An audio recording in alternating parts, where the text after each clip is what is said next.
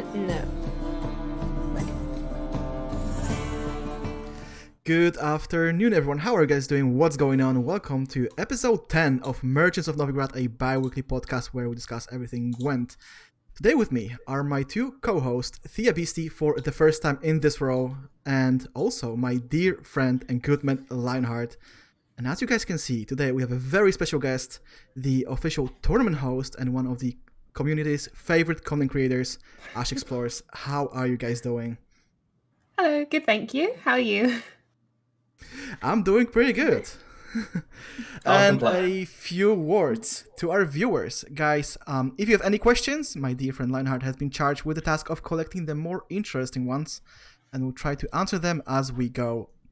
Also, if you want to stay in touch off stream, you can follow us on Twitter at Novigrad Podcast, and if YouTube is the platform where you would rather watch this episode, it's going to be uploaded onto our YouTube channel in a couple of hours. So, without further ado, guys, what have you been up to? How are you all doing? Pretty good, to be honest. I certainly can't complain. It's been quite busy for me recently, just preparing for everything for not being on stream for a little while. But yeah, all good. Same here. And you're almost pro rank, aren't you, Lionheart? Yes, almost. Very nice. Yeah, it's going well here too, Weissenberg. Very well. Yeah, good here too. I've just finished moving house, pretty much. So I'm not in my normal stream setup right now. I've had to plug myself in right next to the router because I haven't got my whole stream together yet. So I'm in a state of flux, but things are generally pretty good. And how is the new place? Because that came as a surprise. Yeah, I like to keep everybody on their toes in my community. I move, fairly frequently just for work and things like that. So means I constantly have to be taking down and putting back up my stream setup, which is a royal pain. But it's pretty standard in my life. But I am looking forward to the day when I can have a very nice, solid stream setup and a consistent schedule. That's the dream. One day. Yeah, that's the dream I'm having as well. When I was at uni, I moved, I think, 5 or 6 times in 6 years. So I'm pretty familiar with the problem. And Lionheart, you said something about you being away for a while. I will be. As you can see, I've moved. I'm in a different room, a different part of my house now. I'm having surgery, as some of you know. In 6 days, I will be having knee surgery. So that will keep me occupied in recovery initially. I'll be out of the world for a couple of weeks. And then, unfortunately for you guys, I'll be streaming a lot more regularly because I will have nothing else to do. So you will have a lot more of me once I recover, hopefully. So yeah, it should be fine. I would say I'm prepared. I'm lying. Not even close. I have so much left to do. It's ridiculous, the things you don't even think about. But it will be fine. It will be fine. You've waited for this surgery quite long, right? Yeah, 4 years now. Taken to convince, firstly, myself and then the doctors that it needed doing. The joys. But it's definitely necessary. It's either that or a new knee entirely, which I do not want, as while I am clearly old, I am not that old. Hopefully this will fix the issue and I will be fine. I have made the silly decision of booking TwitchCon 3 months after my surgery when I probably won't be able to walk. So taking volunteers for anyone wishing to push me in a wheelchair, please apply below in the chat. That's a bit risky with all the canals around there. You're very trusting. It depends on who's pushing me. Lionheart, you said on your one stream, for those who don't know, that your boss actually offered you a raise if you postponed the surgery for a couple of years. Yes. And you declined. I did indeed, yes. I underplay the pain that the leg causes, and I was until very recently I was convincing myself that I was exercising so that I didn't need the surgery. In reality, that was never the case. So it's while it was a very, very nice offer in terms of my career, it would be the wrong one. My health is considerably more important, so I politely and firmly declined. I think you made the correct decision. I think we all think you did. Just imagine taking up on that offer. I don't need a leg. I don't need a knee. I'm just gonna use that money to buy me a bionic one. Yeah, exactly. That's what I thought. I'm just gonna upgrade. I'm just gonna be like half cyborg. It's fine. And speaking of knees and being overall in good shape, Thea, I think the rumor is you could be away for a while as well. Yes. I have recently. If you don't know what it is, it's a reality series where a couple of contestants are dropped on an island. They have to build shelters, survive, and you basically vote each other off every day if you lose challenges. So the one who survives the longest wins £1,000,000. That's about $900,000. No, $90,000. Sorry, there you go. So I heard that I am in for the final round of casting, meaning I actually stand a pretty good chance of going in a month's time, which is very exciting. Yeah. You cut out for a moment, so let us repeat. It's about Survivor South Africa, a reality show that Thea just described. And guys, I think we lost Ash. Ooh, she said 1 second. She did. I didn't hear anything, and I think Lionheart is muted as well. I'm very sorry about that. I had a dog duties. He was trying to get out of the room. I had to open the door for him. Yeah, because I'm not in my usual place. We've got my dog Artie, who sometimes is featured on my streams. He's sort of running around wondering what on earth I'm doing. So yeah, I just had to let him out the door. Lionheart, you are muted, my friend. Accident. I'm back. So we have no idea what you were talking. Probably something about your love for Ash and Tia and stuff like that. We already know what this is about. I'm gonna mute again. Guys, the rumor is, at least that's what I've heard in various channels, you are involved in a race of sorts. And by that I mean Wondered where that was going. Lionheart and Tia. What is going on there? What kind of race it is? Are there prizes? Is there like a proper bet going on, or? Well, we call it, yeah. You call it a race, but it's more like a slaughter. I see it as a charity event, really, me being the charity, as I win every time. But basically, it's the first one who gets to pro, and the one nothing. So currently, it's if I lose, I have to buy a Shoop plush toy, as I very much dislike Shoop, and show him in my stream for a month. And Lionheart, if he wins, teach my mom how to play Gwent on stream. Is that what the I think that's our current one. Yeah, we're going nice. drift bling up Tia's stream. That's what's happening. I'll tell you, BJ would be absolutely thrilled if that happened. He's a huge fan of your mom. I'll tell her. Very, very wholesome. Speaking of fans and the community, Ash, you got back to cosplaying. Is that true? I've seen some pictures. I've seen some Instagram stuff going on. Mm-hmm. Yeah, sort of. I wanted to say I never really stopped, but I definitely had about a year-long hiatus. And then I'm not entirely sure what got me back into it. I think it was just I started playing Skyrim again on stream, and that game just ignites, my imagination. So I decided to start working on an Ayla cosplay from Skyrim, and I'm also working on a Cyberpunk one as well. So although there was about a year-long drought, that was partly due to the fact that I was moving house then, and then also partly because I was just sort of lacking inspiration. But then with Cyberpunk around another corner since the delay, and then getting back into Skyrim, I sort of found the spark again. Oh yeah, I can imagine. A lot of people are waiting for the Cyberpunk, so I can see how this serves as a source of motivation to get back to cosplaying. And yeah, you said around another corner. Yes. Are you guys disappointed? Did you guys expect it? No, not at all. I'm stunned that we hadn't had one already, personally. I mean, I think it's not. I don't find it disappointing because I kind of understand that it's going to be for the best. In the long term, we'd all rather wait a little while longer and have a fantastic game, which we know that CD Projekt are capable of making. So this could be, another game of the decade, like The Witcher 3 was, and I think we should give them as much time as they need for that. Yeah, and I think The Witcher 3 actually allowed them to postpone Cyberpunk because they did exactly the same thing with The Witcher 3. And in the end, the final effect was just amazing. The game was lovely. People are still amazed by how good the game is 5 years after the release. 4 years. Yeah, it's going to be 5 years in May. Yeah. So I think that really allowed them to do that same thing with Cyberpunk.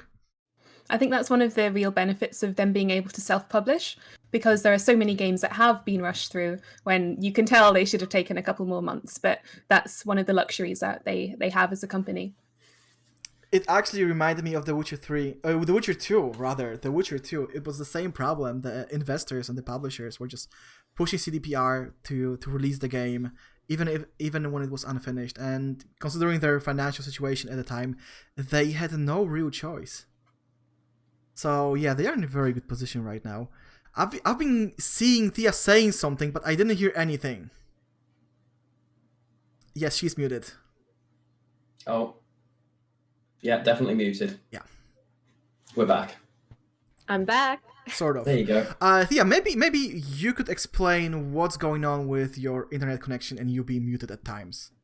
Yes. Okay. So, currently we live in the dark ages here in South Africa, and apparently to get internet we use underwater cables in the sea. I didn't know that was a thing. I'm uneducated, I guess. I thought we worked with satellites. Anyway, so apparently in some freak accident, 2 of the cables that connect South Africa with countries like England have been damaged. And now we do not have global internet like we used to. So I can watch streams in 160p. I can't stream at all. And at some point I couldn't play Gwent because I had no connection. So that's also why you'll see my quality is lacking a bit in this podcast. Nothing we can do about it. It's going to take about a month for both cables to be fixed, and the ship is currently on the way to the first cable. It's called the Thiessen ship or something like that. It actually comes from Cape Town, which doesn't give me a lot of hope either. So no hope. Yeah, I have absolutely no excuse. I live in London and I'm getting 0.5 meg. That's why I'm having to plug directly into the wall because anywhere else is not working at the moment. So that's why I'm in a funny place. And I have no excuse. I wasn't any underwater cables that got cut here. I mean, it happens. I used to have internet problems as well. When I moved to this place, and I was explaining that before the podcast, I used to do something really, really complicated, like tethering on my phone, connecting to a Wi-Fi, and then using that Wi-Fi to connect to my PC. That was just an absolute mess. And yeah, I live in Amsterdam, so there is really no excuse not to have internet in this place. And speaking of Amsterdam, TwitchCon EU coming this year. Can't wait. Yeah, Lionheart already committed, despite not knowing if he's gonna be able to walk. It may have been a little bit naive of me. It's literally 3 months from the date of my surgery, so it may be a little silly. I'm definitely still going to be at least on crutches, and I've committed to go into a very large, crowded place with people who are just going to push past me. So this may have been very stupid, but I've always wanted to go to a TwitchCon.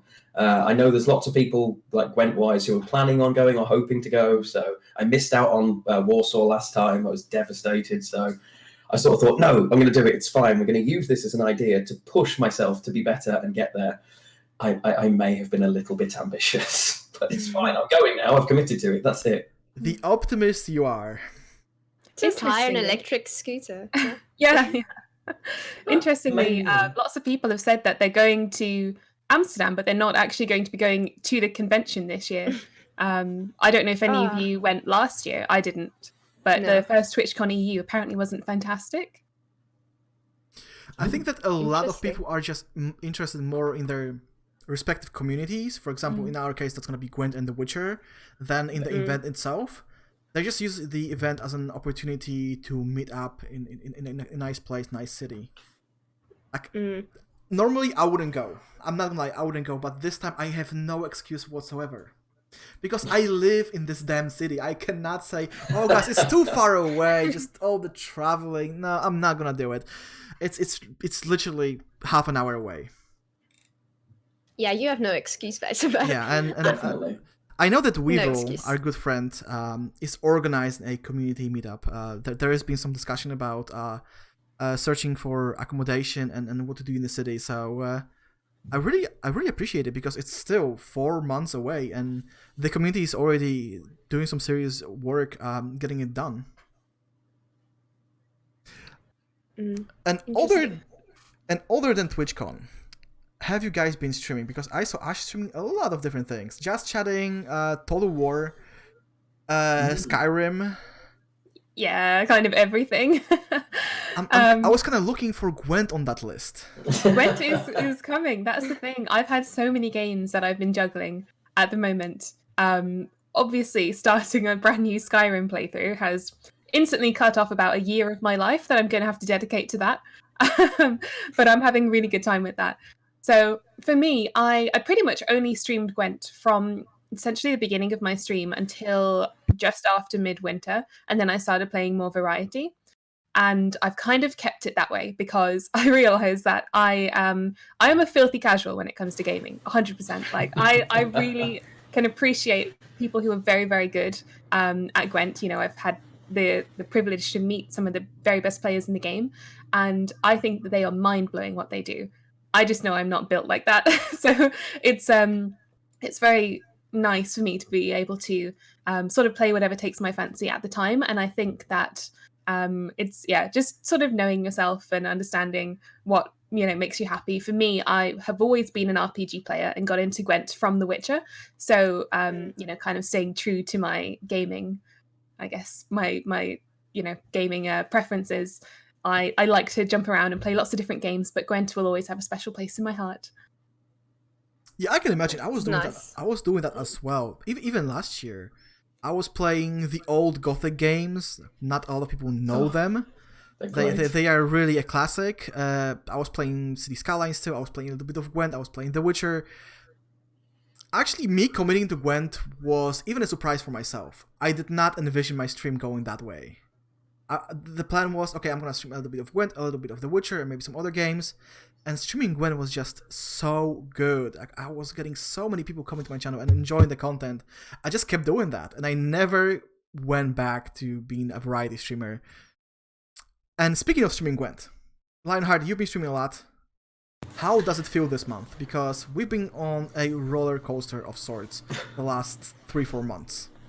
Very true, very true. It's a weird month to stream Gwent. Because we haven't had a patch, so we've had no official change to force a meta change, so it has to kind of adapt to itself, which is fine. That's okay, because you naturally have meta counters who then become meta, so people counter the counter. But it's actually a really fun time to stream Gwent. I'm loving it. The spin-off of the lots of people playing Witcher 3 is inevitably some people pick up Gwent. I haven't streamed once in the last probably 6-7 weeks where I haven't had at least a couple of people come into my channel and say, I am brand new to this, but I love the game on The Witcher 3, help me. Oh my God, this is wonderful. More people seem to be watching. There are lots of new streamers popping up as well, playing Gwent, which I absolutely love. So it's a fun time. Not a lot of change in terms of the meta of the game, but that's okay. I think we've got a patch coming up in a couple of weeks, which is okay. Well, we hope anyway. We thought that 4 weeks ago, but I think that will be the case. It's just enjoyable. The community's so much fun, and you can feel that it's actually growing. So yeah, I've had a great time with Gwent recently, personally. Yeah, I'm just looking at Thea, and she probably thinks, "Oh, I wish I could stream right now." Yeah, of course. I mean, last night I was watching, and I think it was a Russian streamer who had like 1,200 people watching, and you had all the other streamers like Bushy, Lionheart. Who was it? There was someone else. Can't remember his name. I think Pumpkin was probably streaming yesterday.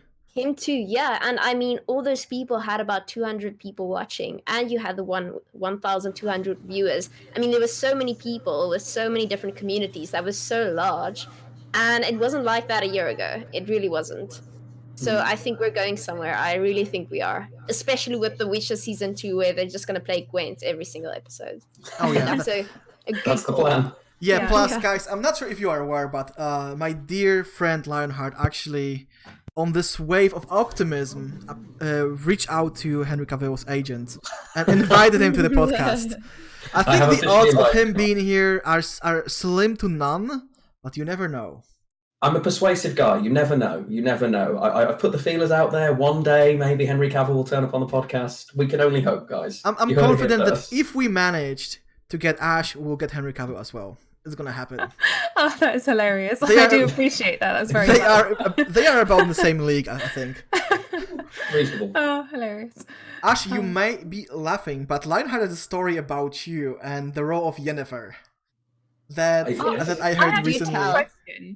I have a question as well before we say that. I wanted to ask, Lionheart, I don't remember, did you play Gwent before we ever met? Because we've known each other for a couple of years now, having met in person at conventions around the UK. How did you get into Gwent? I got into Gwent initially. Oh, this is going to make me very unpopular. I did play Gwent before we first met, but I hated Gwent in The Witcher 3. I absolutely loathed it. I found it boring, repetitive, and full of Nilfgaard spies. So I didn't play it. And, oh, God, I can't believe I'm going to say this out loud. I was a Hearthstone player. Oh, God, I know. Spies. Yeah. And it might actually be your fault that I play Gwent, because I followed you when you were like doing other stuff, when you were Variety or Cosplay, and you were playing Gwent, and I'm sure that's actually why I installed it all those years ago. So I definitely should be getting a commission out of this. I'll email Bouger after this. Yeah, have a word. Definitely. Yeah, I think you should, genuinely. Yeah, I mean, I've been playing since I was in the closed beta, but I never loaded the game up because I thought, do I really care about Gwent? No, it's just going to be spies everywhere. And yeah, so I don't tend to talk about the fact that I used to play Hearthstone. So I'm really grateful that you brought that up. It's really kind of you. But no, I am now firmly a Gwent fanboy, deeply in love with Gwent. And yeah, so I'm loving it more than ever. And sorry, I interrupted your question. I was burning to ask. Actually, we could follow up on that question of yours, because it's not on our list of things we wanted to discuss, but it's a very good question. How did you guys get into Gwent? Because we were wondering, Ash, did you start cosplaying first, and did you get to Gwent through the Yennefer cosplay and probably some work with CDPR, or did you find out about Gwent before that? So similarly, I played, this is, another controversial topic. I played The Witcher 3 and didn't like Gwent. I didn't play it at all. I played, I think is it Gaunter O'Dim? You play it like in the very first town you arrive at, and he teaches you the basics, and I thought, this is awful. I don't like this game at all. So I skipped it for the rest of my first Witcher 3 playthrough. And then I, fell in love with The Witcher 3. As you mentioned, I cosplayed Yennefer, and through that I worked with CD Projekt at Gamescom back in 2016, where I was cosplaying as Yennefer, and that was at the very first sort of public debut of Gwent. So I was working on the booth there with some other cosplayers, and we were demoing the pre-closed beta version of the game. So it was very, very different to how it was today. And it was actually very funny because that's when I met people like Bouger, who taught me all about Scoia'tael and made me fall in love with my favourite faction nearly 4 years ago now. So yeah, I've been there since pretty much its inception, but I got there, not via my love of Gwent, via my love of The Witcher 3. That's interesting, because I'm not gonna lie, I did not like Gwent into Witcher 3 either. Okay, at so least not in my then. first playthrough, because the way I got into Gwent, I'm gonna get back to it in a moment. But first, I would like to hear Thea's story of how she got into Gwent. Oddly enough, The Witcher 3 as well. But I loved Gwent in The Witcher 3, and I found myself literally playing The Witcher 3 every day, traveling by a horse before I knew how to fast travel, from town to town, just challenging every NPC I can and playing a round of Gwent. And there was this massive quest where you had to play Gwent in this brothel. Can't remember the name. Everyone loses that quest, and I did too. So I quickly logged a save game, started traveling the entire world for about a week or two, came back and won. And that's what I did. Although I haven't collected all the cards yet in The Witcher 3, I don't know what I've missed. But yeah, that's where I got my love from Gwent, is in The Witcher 3, and I still love Gwent a lot. So there you have it.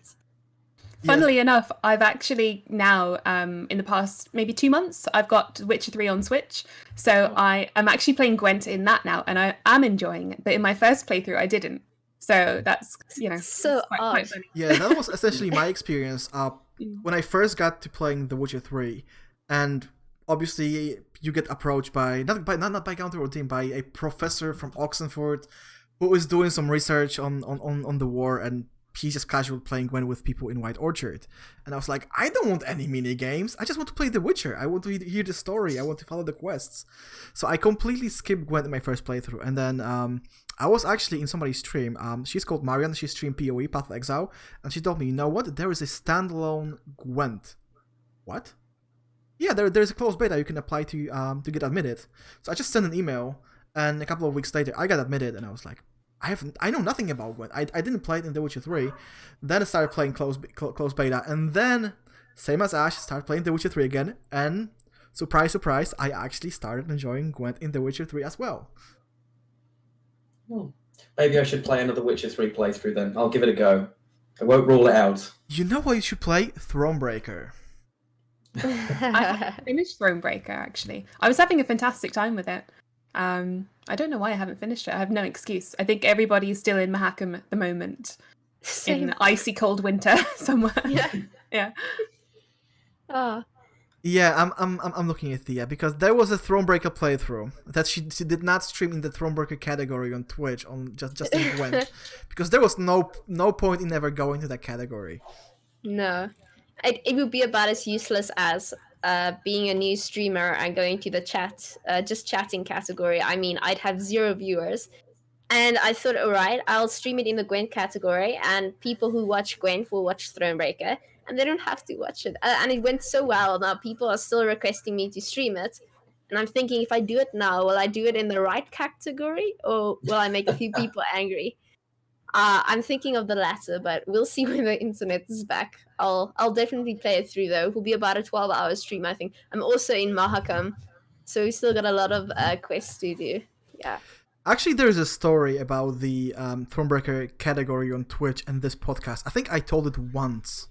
And basically what we were doing, together with Baby Joseph Villa and Dennis, we wanted to see how the podcast would look like on stream. I did record it, but then we really wanted to see how it behaves on stream with Gwent being open in the background and stuff like that. So the idea was, okay, let's not stream it in the Gwent category because people are going to find out about it. Somebody's going to see it. So I was like, guys, let's stream it as Thronebreaker. Nobody saw it. Like the first ever version of this podcast appeared in the Thronebreaker category because we just knew nobody's going to see it. Poor Thronebreaker. Such a good game as well. Oh, it's so good. I have one of my, close kind of real life friends is actually an illustrator at CD Projekt, and he worked on all the sort of the cinematic sort of stuff in Thronebreaker. And really? Yeah, it was really sad to see the game sort of not take off. I think he's since moved teams to Cyberpunk now, but it was kind of sad, having that wish for it to do really, really well. But it is still a beautiful game regardless. But I understand why it didn't appeal to a mass audience. Yeah, it's very niche, isn't it? But it's phenomenal. But I would say the story, the dialogue, and the music is up to all CDPR standards. It's just lovely. Very much so. Unfortunately, the gameplay, especially shortly after the release, was not something people were looking for. There was a lot of people saying the game is too easy or the game is too boring. So even though they did so many things right, the gameplay just really didn't get that level. I think it's because Gwent is the only sort of mechanic in it, really. So it's only going to be a portion of people who already like Gwent that like Thronebreaker. So it really is super niche. I think right now people are only buying Thronebreaker to get the cards. So you can play in Gwent. Yeah, it's a lot cheaper. Just play Thronebreaker. You'll get enough cards, more scraps than you get by buying a few kegs, I think if you're a newbie, then Thronebreaker is a great way to start, in my opinion. It's the best way to collect cards, get to know the characters, and it doesn't affect your ranking as it's not really part of the mechanisms anymore. We have different cards that do different things in Thronebreaker, which I found quite odd.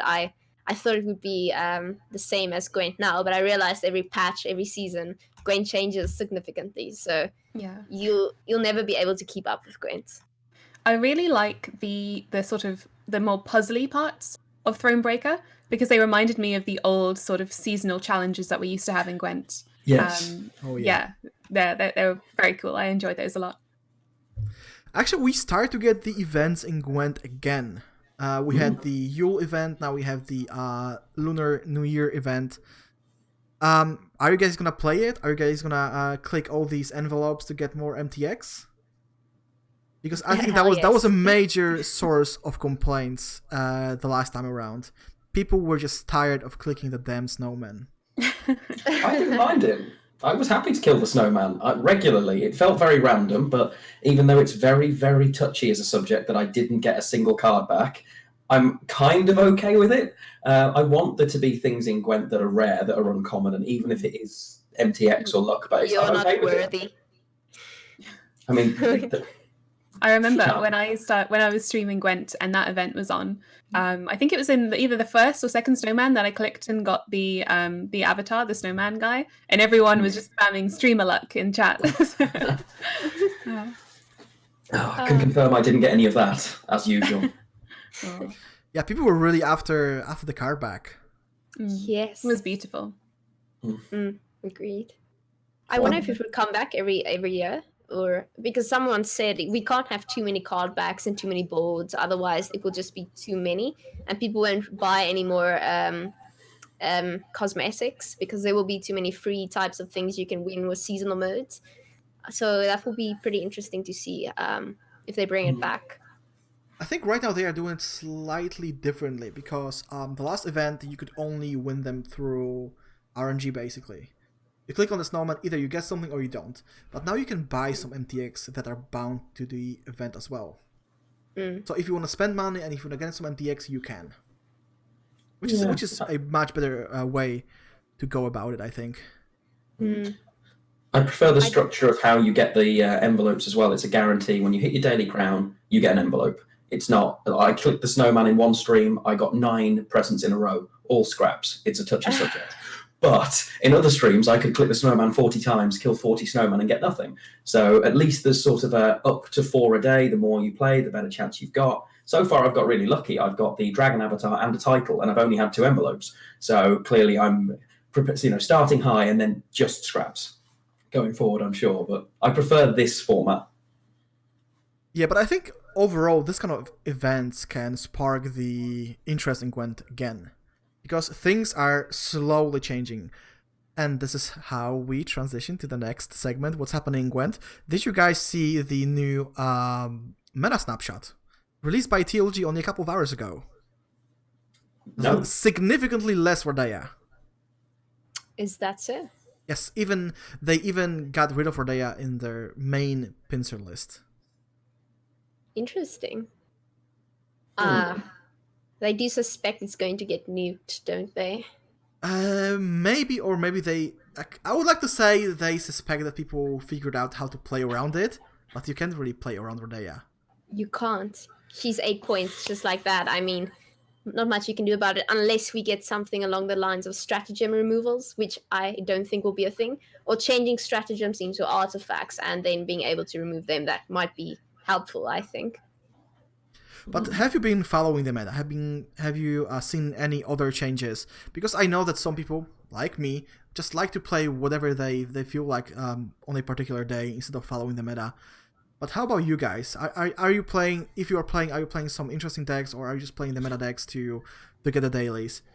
How is the relationship between you and Gwent looking like? Well, I've become a Triple Siege friend. And there will be a few people in chat going crazy. I have been playing Triple Siege because it's hilarious. It's well hated, it's memey, but it also works sometimes. It's actually really good fun. I know Weisenberg, you'll probably hate Triple Siege. Imagine Caretaker plus Renew in a deck. Sounds like hell, but it's good fun. It definitely is not meta. I mean, obviously, I'm trying to get to pro rank to catch up on our race. I hit rank 1. I'm okay. We're nearly there. But I'm doing it with silly decks like Vivian in a poison deck to make Caretaker worth playing and things like that. But it feels like there's still a lot of Rodea Harmony, Call of Harmony that is. There's still lots of Pincer Maneuver and a lot of Nilfgaard Poison, and more lockdown than anything else, which is just basically my deck counters your deck. Ha! In every sense. Player card, nope. Player card, nope. Leader, ha! Nope. So, yeah, there's a lot of that going on at the moment, which normally I'd love, but for some reason I absolutely hate Lockdown Nilfgaard, and I can't put my finger on why. Yeah, because you are playing Pincer, and your combo is getting wrecked.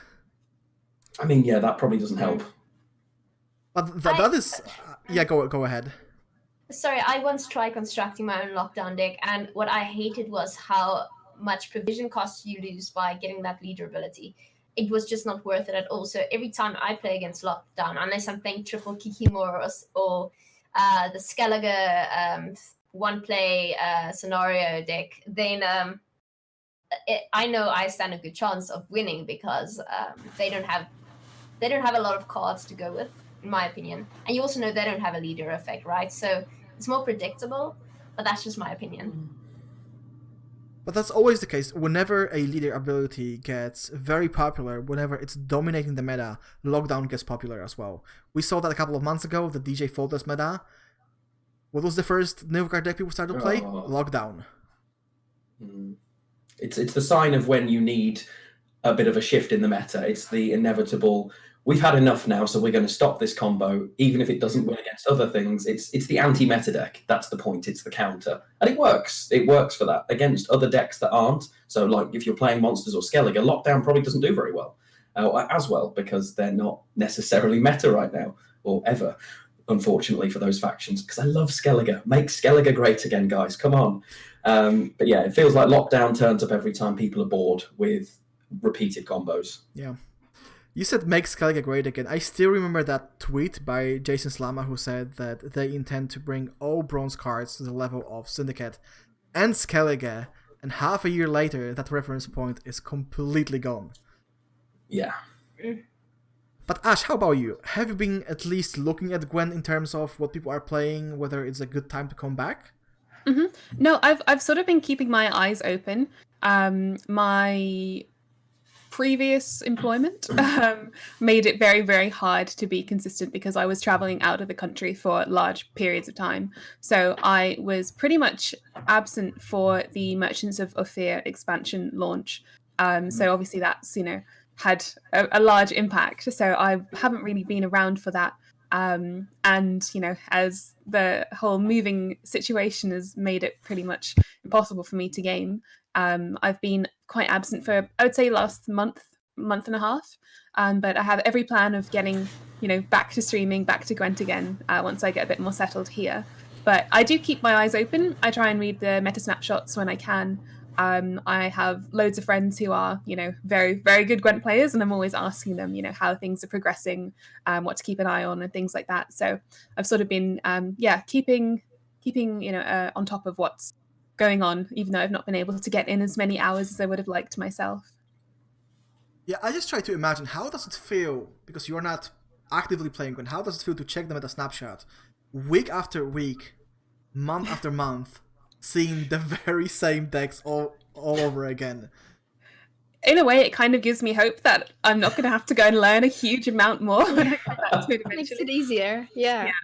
But I know what it's like, being particularly a streamer when the meta is pretty stale like that. It can be fairly tiresome because, if things are fairly settled and you're playing the same thing day in, day out for, 4+ hours a day, it can be quite tiring, which is why I had to move on from solely streaming Gwent to doing more variety stuff around midwinter, because that's pretty much what happened around there. So it must be harder for people who are sort of in the content creation business, I'm sure, when there's no patches, but as Lionheart mentioned, things sort of naturally evolve and you get counters to counters and things like that. So there's sort of a natural evolutionary process, but obviously it would be nice to have more content as a creator. Yeah, that's the reason why we started this podcast. We're looking for a platform to criticize Gwent when the meta gets stale. Merchants of negativity. If you are doing it on stream, people are gonna be upset about it. But if you're doing it on a podcast, people are gonna think, "Oh, these guys know something." I mean, they're wrong. We haven't got a clue. Don't tell our secrets, Weisenberg. But I think there's also been a lot that's come out that's been really good. So seeing the breakdown of all of the esports events that are going to happen for the rest of the year, when I saw that back around Christmas time, I think it came out, I was so thrilled, just to have some sort of guideline as to what's going to happen for the next year in Gwent, because there was quite a lot of uncertainty at the end of 2019. So that's been the best thing personally to know. And for, a huge portion of the community who are involved in the esports side of things too. Yeah. I think this also partially explains the sudden surge in viewership, because we had three things line up. We had a new expansion, Merchants of Year. We had the new competitive schedule for this year. Plus, we got the Netflix show. And I think the Netflix show definitely has an impact, but that impact is going to be way more significant in the following months. Because what I've been doing recently is, first I went to Twitch to see how The Witcher, the first Witcher, is doing. A lot of people were playing The Witcher. Then a lot of people were playing The Witcher 2. Now we see a lot of people playing The Witcher 3, so I assume it's a matter of weeks before all these people who started playing Gwent in The Witcher 3 are going to learn about the standalone. We've also got the Android release coming, which I think is going to be interesting. Oh, it's going to be huge. I can't wait. Yeah. I just love all these people asking CDPR Android release when. Q1 2020. Next question. Android release when? Who cares about iOS release? We want Android, please. Can't wait. Yeah, but it was good to know that the iOS launch did so well for Gwent, because there was a lot of hopes pinned on that. So obviously, the Android market is just as big, if not bigger. So hopefully that's going to be, probably one of the biggest things for Gwent this year, certainly. Oh yeah, it brings a lot of new players to the game, and as we already know, the mobile market is much more keen on spending money on microtransactions. I think Lionheart broke it down for us a couple of podcasts ago. The budget, the income grew by how much? 400%? Yeah, and each time, if you look progressively over the last year, the amount of money that Gwent has made in terms of microtransactions has continually increased. But as soon as iOS launched, it doubled it 200% straight away. Really? And we hadn't even had, and that was for a quarter, and we'd only had iOS for 3 weeks. And we haven't had the figures for the most recent set, but I would conservatively say that will easily have been repeated. Yeah, I think it was more than so 100%. Nice to see. I think it quadrupled in a couple of weeks. Yeah, it's insane, the volume, the increase. That took a lot of trawling through tedious finance documents. I was going to say. They publicise all of their conference calls at high end, so you can find all of the information if you have absolutely no desire to sleep ever. So I said, yeah, sure, let's do this. This could be fun.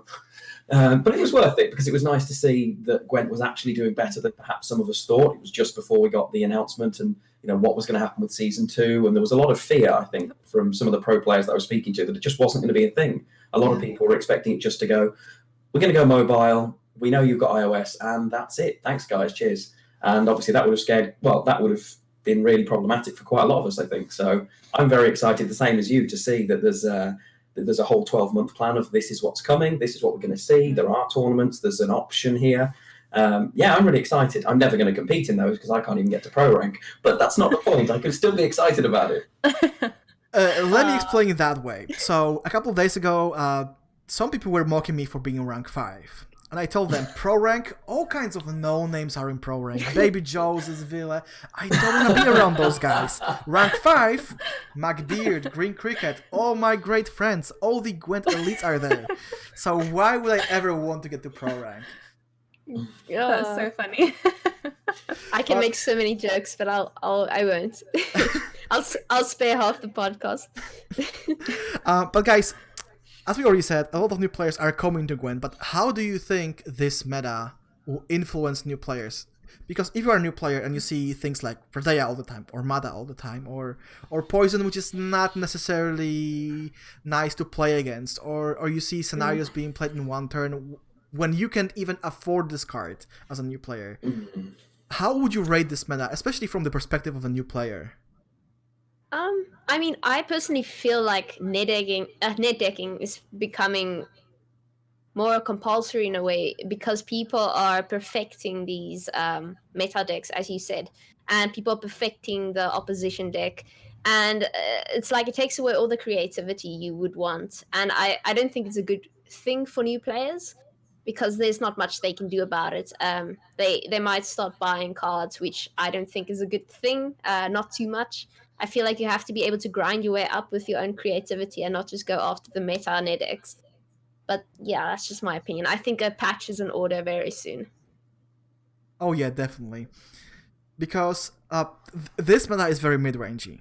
You don't really have this feeling that I can outplay my opponent. It's more like my opponent is just playing better cards than I am. If you are a homebrew player. So, it's like rock, paper, scissors. Yeah. It's like, oh, I got Drog, he's got Kikimor. Which is it, rock or paper? There's not much you can do about it when you're handed certain cards because you already know what they have. Again, it's like Triple Siege. Do I have a banish card? No? Okay, I lose. It's as simple as that, really. RNG Stone into Arbalest, my best play. That was great. I loved that. I don't know how affected new players are by the meta, if I'm honest. I think you can get to rank 5 playing pretty much anything if you play it enough. I don't think... I agree that you shouldn't just buy everything and just go straight in. Otherwise, you do just meta deck your way up, and I'm not a fan of that either, personally. Triple Siege for the win. But I agree with you that it does feel very mid-rangey, and I think Redea encourages mid-rangey because it's basically, I have a pile of random cards plus my 3 win-con cards, the end. And it's kind of, I'm not a fan of it, and I think that's why she's going to have some tweaks. But as a new player, I don't think the meta actually affects you very much to start with. There's a goal of, oh my god, I've seen this one person playing this ridiculous deck, and that's okay. But I don't think it matters too much. And definitely at the lower ranks, you'll have more variability as well. And if they're new, they won't be as bored by the meta that's been around for a while because they won't have been around for as long, I think. Yeah, they'll be excited by it, if anything. Oh my god, look at that amazing play that just destroyed me. But do you think that the new format of the faction challenge could potentially influence the game to the point where the game becomes more diverse? Because they reversed the rewards. So the faction that won the faction challenge is getting the lowest XP bonus. I saw that. I thought it was a mistake. It was not a mistake. I thought it was a glitch. It was not a glitch. So basically, what they're doing is, in the faction challenge, people are going to play the strongest possible decks. So Harmony, Pincer, whatever Poison. And these 3 factions are going to be on top. So they want to incentivize people to play other factions after the challenge, to discover Skellige and Syndicate and Monsters, because that's how you get more exp. Interesting. Very interesting. I'm just not sure if it's ever going to work. Yeah, that's the problem. I mean, especially when you get to the higher ranks. I mean, you have your factions that work and those that don't work. I won't be risking anything in pro rank if I am not used to it. It's just not worth it. I mean, a bit of XP versus falling down the ranks. I don't know. I guess if you're a really pro player and you can play with every faction, then sure, you can. That might be some incentive. Yeah, especially if you are a seasoned player who's sitting on so much in-game currency that you'll be gladly giving that away to new players. Right? We discussed that previously. Yeah, I'd willingly do it. I'd willingly give away the kegs that I've got that I'm never going to use, the scraps and the ore I'm never going to use. I can make 500-600 kegs now and I have a full set. What am I going to do with them? I want to give them away. I did ask and CDPR told me no, but they are looking at doing something in the future, was all I got as a response. So I don't know what that means. It's nice and vague. But yeah, basically no, but thanks for asking. I like the idea. Yeah, I was actually wondering, Ash, the last time you played Gwent, how much currency did you have? How many scraps? Oh, far too much. Like, ridiculous amounts. Like, a full collection. I don't think I actually have full premium cards, because I'm not too fussed by premium cards. I mean, please don't kill me. But generally, I have every card I would ever need, and enough to last me a very long time. So I actually don't know the number, but a ridiculous amount. Yeah, I remember when Homecoming first dropped, because that's when we got full meal value for everything we had. And I could basically craft a premium collection 3 times over. Mm. And I think a lot of players who are coming back to Gwent right now could do that the same. Well, I don't think they can craft premium collection anymore because, well, you can't use scraps to do that anymore. Now it's only the powder, and you're not gonna get that much powder. But it's a lot of in-game currency. And I'm with Lionheart on this one. I would really like there being a way for Gwent partners or content creators to somehow give it away, to gift it to somebody who's new to Gwent. I don't think that will ever happen, because I think they're already so lenient with the amount of things you can do without spending a cent. Now, can you just imagine if everyone started gifting everyone everything they needed? I think what they could do is they could make some extremely limited edition cosmetic items that cost like thousands. And then people who are really pro and who have hoarded these things can start investing it. And if someone sees you have this border around your avatar, they know exactly how much you had to spend. At least that's what I think. But I think I don't think they'll ever make us allow them to get less money, if I can put it like that. Yeah, because actually yesterday they announced during the This Week in Gwent show that the full meal value is never going to happen again. So I'm a fan of that. I like that idea. A while ago, you got full meal value whenever a card was even slightly changed, even if that was just some numerical change, like the power value got changed. You would get the full meal value. Then they adjusted the rule only if the card's ability was reworked, something else, and now it's just off the table. Okay. I'm okay with that. Yeah, me too. That's because we're all absolutely loaded with scraps. That's very true, yeah. As a new player, maybe I'd be a little bit more annoyed. I've just if you've been all of saving my up for scraps. something and it's Yeah, changed. the 1% are fine with it, so it's fine. I wouldn't say I have a lot of scraps now, but the game is so generous that every single expansion I have around 250 kicks to open. Yeah, exactly. And that equals a lot of scraps. Yeah, true. And so we have this event, and we know the patch is coming. You guys were saying, okay, a couple more weeks. What are your predictions? Maybe a couple of cards, maybe a couple of lead abilities. What do you think will change? Because 2 months of the same meta, that's a fairly long time. I mean, you have the obvious cards like Redea that is going to change. We just don't know how. And I think some of the problematic factions would be Squirtle. Sorry, Ash. Problematic. It's just so strong.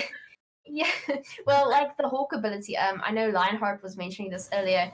That's able to move units, and it still has harmony. It's just insane. I think it should be knocked down a notch at least. And I remember someone complaining about the monsters that are going to get changed too, and they were like saying, "Okay, we're going to give the Neckers immunity." We didn't ask for this. Please don't. I think there are going to be a lot of changes. I just wonder what. When you said Necker's immunity, sorry, I feel like I'm cutting right into your part, Lionheart. But there was a patch I think that was midwinter when they changed the Impera Enforcers to also ping retroactively. So before that, they were engined. Like you had to play a spy, you would get a ping. Oh, yeah, and then they changed it to the point where you could just play spies before that, then play enforcers, and then get all the pings.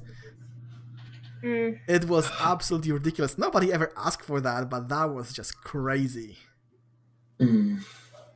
Very weird. I'd also like some of the stronger cards to only be playable in certain rows. Like I feel like some of these cards can't all just be placed wherever you want them to place them. I think that's a great idea. Maybe we should make it so certain cards can only be played on certain rows. That's a great mechanic. If only we had that in the past. Yeah, if only we could delete this from the game. No, I understand what you mean. I completely agree. Like Squirtle, you'll very quickly get an overloaded row, and you'll have to start thinking more clearly. When are you playing this card? When are you playing that card? And I think it will solve a lot of our problems, making it a bit more difficult to play certain Thrive and Harmony abilities. But that's just my opinion. Yeah, I've gone backwards and forwards with what I feel about some of these cards, and I keep thinking, because we were talking about this when we were planning what we were going to talk about, and what cards do we need to nerf? And we always ask this question, what cards do we need to nerf? And this is why Gwent goes to stages where it becomes dull, because when we get all these new, shiny, exciting things like Redea, our first response is kill it because it's too good, not make everything else better so that it's equal. Redea is ridiculously overpowered, but like Mulega and Etriel, we've just put them into the game. They're 7 for 7 if they don't stick, and they're even more than that if they do. The problem is they're so much better than everything else available, but if we take synergies out of the game because we think they're too good, we end up with Solitaire. And I think we've done that to ourselves before, where the community all piles in and goes, this is broken, it's too much, kill it. So CDPR come in with a massive hammer and squash it. And we don't see any new ideas again. And then we just get safe. I don't want safe. I want synergies. I want crazy things that if they stick, it blows my mind. Maybe that's because I like playing meme decks. I don't know. Yeah. But there are cards that are too much. I agree that the giving Harmony any additional Harmony cards is unnecessary. Stop it. Cupbearer shouldn't have Assimilate. That's overpowered compared to everything else. And Redea does need a break. She is a card that was supposed to help Shoop that just went and straight out replaced Shoop. Now, nobody replaces my boy, right? That's not acceptable. It's not okay. He's sad and in the corner right now because he doesn't even get into his own damn deck. So she needs either order on her ability for me, and I think that would actually be okay. Drop her down, increase her provisions, and give the stratagem thing order. I think that's what's going to happen with Redea, because that way at least you can stop her. With cards like that, rather than nerfing them, as you said, kind of making things a bit more homogenous and less fun, you could just increase the risk of it actually paying off. Yeah. You know, just make it less likely for it to actually stick. I don't know how that's why I dislike Shoop. Don't kill me, because he's so oh, get that away from here. Nobody needs to see that. I'm kidding. He's so versatile. It's I remember always playing Vatier, and Vatier is such a high risk, high reward card. He has the order ability, and it's only 3 points. And if it does pay off, you get to steal any unit from your opponent with a lock. Now, if it doesn't pay off, you just lost a lot of provision costs. Whereas units like Shoop, you can just use him for anything you want, and you won't ever lose Shoop because Shoop can be used in any way. And it's things like that that's troubling to me. But yeah, like Redea, if we make it an order ability, she can be locked, and I think that's a very good idea, Lionheart. Definitely. Yeah, I think that one thing people sometimes overlook is why certain cards are good, because you can nerf a specific card, but there is always a reason why that card is good. Or why a certain archetype or deck is good. For example, like I see people complaining a lot about poison, and I get it. I totally understand why people complain about that. But then the reason why poison is so damn frustrating to play against is not any Novigrad card. It's just Morale and Cobra King, because you just get more poison pings that you need. Like Novigrad on its own doesn't really have that much poison. Like you have. Somebody told me basically as many cards as Syndicate and Skoya. But then you have Morale. And that card is way too good. And then you have Cobra King that's 4 for 4 plus poison. It's just so easy to add these cards to your deck. See, I don't think Morale's a problem at all, because you get the initial poison and he's removable or lockable and he's only a 5 body. Maybe move him to 4. Cobra King does not need to be in the game. That card shouldn't be there because it's in almost every deck pointlessly. Having a neutral auto-include bronze feels weird. We aren't Magic where you cross-combine factions yet, and I know neutrals are there to facilitate, and some of them are fun, and I'm guilty of playing some of them. That's fun. I don't know how much I like neutral bronzes that aren't Bomb Heaver and things like that. I know there's a lot of do we like artifact removal, blah, blah, but that's a different kind of card to adding additional synergy. I don't know. I don't know how I feel about it. As a card, that one I don't think is okay. But I think Morale's fine. I didn't, and it's run in every deck. But it's so easy to prevent. Okay, it gets one poison trigger, but you can kill the others, I think. Everyone disagrees with me in chat, apparently. They all think Morale's broken and vice versa. But I don't think poison's a problem. The problem with Morale is you always have to compare it to Gonter or Dim. And it's just way better. It's cheaper. And it's way more powerful because you can remove the card on deploy if the card already has poison.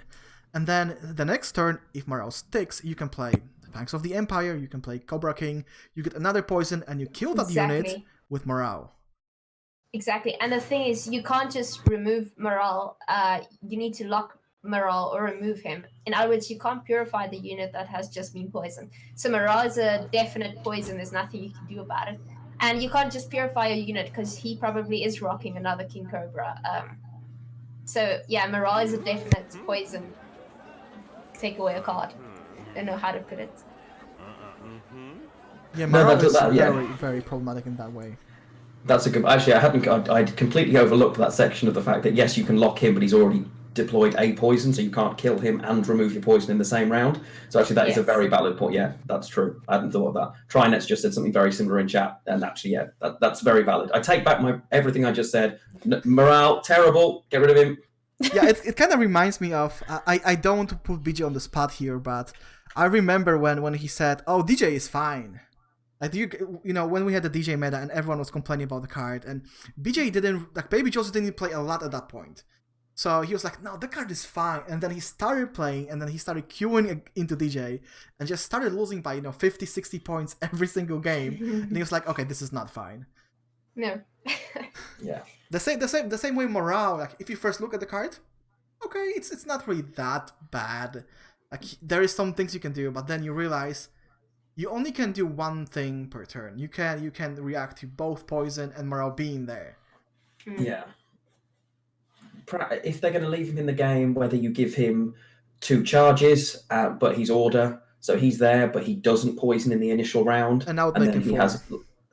And yeah, maybe make him 4 as well as not deploying the poison. Maybe you see, this has to be a high risk, high reward card. You get 2 poison pings on order, but he's 4. If he's 4, there's a lot of things that can kill him. Because if he's 5, you can joust him. You can't kill him through many other means. You have to use Zap, or you have to deal 5 power somehow. So maybe Assassination if it's played in a very specific spot. But realistically, how many things deal 5 damage? I guess, but then too many do 4 damage, and for 9 provisions, you'd never play him because he'd never stick. Or we end up with a defender meta again to protect cards like him. It's a tough one. Yeah, it really is, and that's actually also my next question, guys. Because we often talk about things that we would like to change in the game, but how would you specifically tackle all these biggest offenders? Like, what would you do with Rodea? What would you do with Morale or with Harmony cards? Because I can tell, okay, when I have Nightmares, I hear the Hawk screeching. That card is just way too good for its provisions. But how to change it to still make it playable, but not OP? I wish I had that answer. If I had that answer, I'd work for CDPR. Yeah. I mean, there's no way to counter Rodea. She's already been played. Again, you can maybe, like Lionheart said, give her the order ability, so get rid of the stratagem. But she's been played. She's at 8 points. You need to get rid of 8 points. There's not much you can do about that. Yeah. She's broken. She needs to be fixed, I think. And at least not 8 points. Maybe put her down to 4 points and give her stratagem. And I feel that already better. You cut out? You've gone again. But yeah, no, I do agree with what Tia was saying there regarding the with Rodea. Hello again. Hi. I was saying 8 points too much. We should make it like 5 points, perhaps. She doesn't need 8 points. She has a stratagem ability. It's not necessary, in my opinion. I think that's what will happen, or they will make her a lot, maybe like 14. But I doubt they'll do that. There's actually one thing that I saw on Reddit the other day, and somebody found an old interview with Jason Slama. And Jason said, cards that are expensive will rarely break even on the provision cost. Because they are still the most powerful cards in the game, but to break even on the provision cost or to even exceed it should be very difficult. And then you have cards like Rodea that's basically 13 for 10 with no answer whatsoever. You can break it, you can't do anything about it. Gwent's moved. Northern Realms kind of changed that, though. A lot of Northern Realms gold cards comfortably trade for above. Falador trades 12 above. Obviously, Rodea is crazy broken as a neutral. I think Philippa matches her provision cost. Matches. I think they're probably moving away from that to make those cards more powerful, whether that's good or bad. It would be fine if everything traded that way, I think. I think it's becoming more and more common that cards trade minimally for their provisions and more, if anything, more a lot of the time. Even bronzes. A lot of bronzes trade for equal or above these days, which they never used to. It was a lot harder to get that value. You had to have synergy when you used to have things like Thrive that were more prominent. Like Harmony now is just play a card, really easy to synergize. Hey, have more points and more points and more points. Yeah, it's tough. I don't know if they should go back to that way, though, as I say, because I'm trying to say, let's boost everything, let's make it better, rather than nerfing it. So I guess this is perhaps a byproduct of them trying to do that. Yeah, I think NR specifically needed a buff because the faction was not being played at all. But they made it way too mid-range when it comes to golds. Everything is just pure value. Baron is pure value, Ansays is pure value, Philippi is pure value, Falibor, as you already mentioned. And now we have Rodea to go with it. Yeah, I don't know where they get these ideas to make these strong cards. That are just, it doesn't fit. I mean, if everyone could play Rodea, is Rodea really that good a card? I don't know. Yeah, I mean, when you see essentially the entire community sacrificing synergies to play Radea, then you know something is wrong. But as you Lionheart said, it is very, very difficult to find a good solution. I like what Oshimat said in his video. He said maybe they should temporarily remove Radea from the game or make her vanilla, like Letho of Gold back in the day. Just make her 8/8 and that's it. Just leave her like that for a while until they get a better idea of what to do with her. But yeah, me as a content creator, it's really hard to come up with like concrete solutions on how to change certain cards. Sometimes provision cost or power change might be enough, but I think in this case, it's not gonna be enough. Like, this skill has to be changed. Yeah, I mean, people are using Rodea to get their scenarios out in one turn. It's so broken. It needs to be an order ability, like Lionheart said. It will fix a lot of things. You'll be able to counter Rodea, and people will start thinking it might not be worth it playing Rodea, as you're basically paying for 8 points. And then you can screw up certain scenario abilities with that. But then again, I'm saying lock. I don't think you can lock Rodea unless you're playing Novigrad. I mean, am I right? You can. NR has a gold lock, for instance. Yeah. Maybe make her order plus roll locked so you can move her. Yeah. Yeah. Okay. Sure. Make her like melee or ranged, and then you can more easily counter Rodea. High risk, high reward, right? Yeah. That should be how it is. I don't think they're going to do what Ocean was suggested. Rodea is literally the feature character on the front of when you log into the game. Oh yeah. Do they really want that card to do nothing? I think they wanted her to be good. I think she was supposed to be a talking point.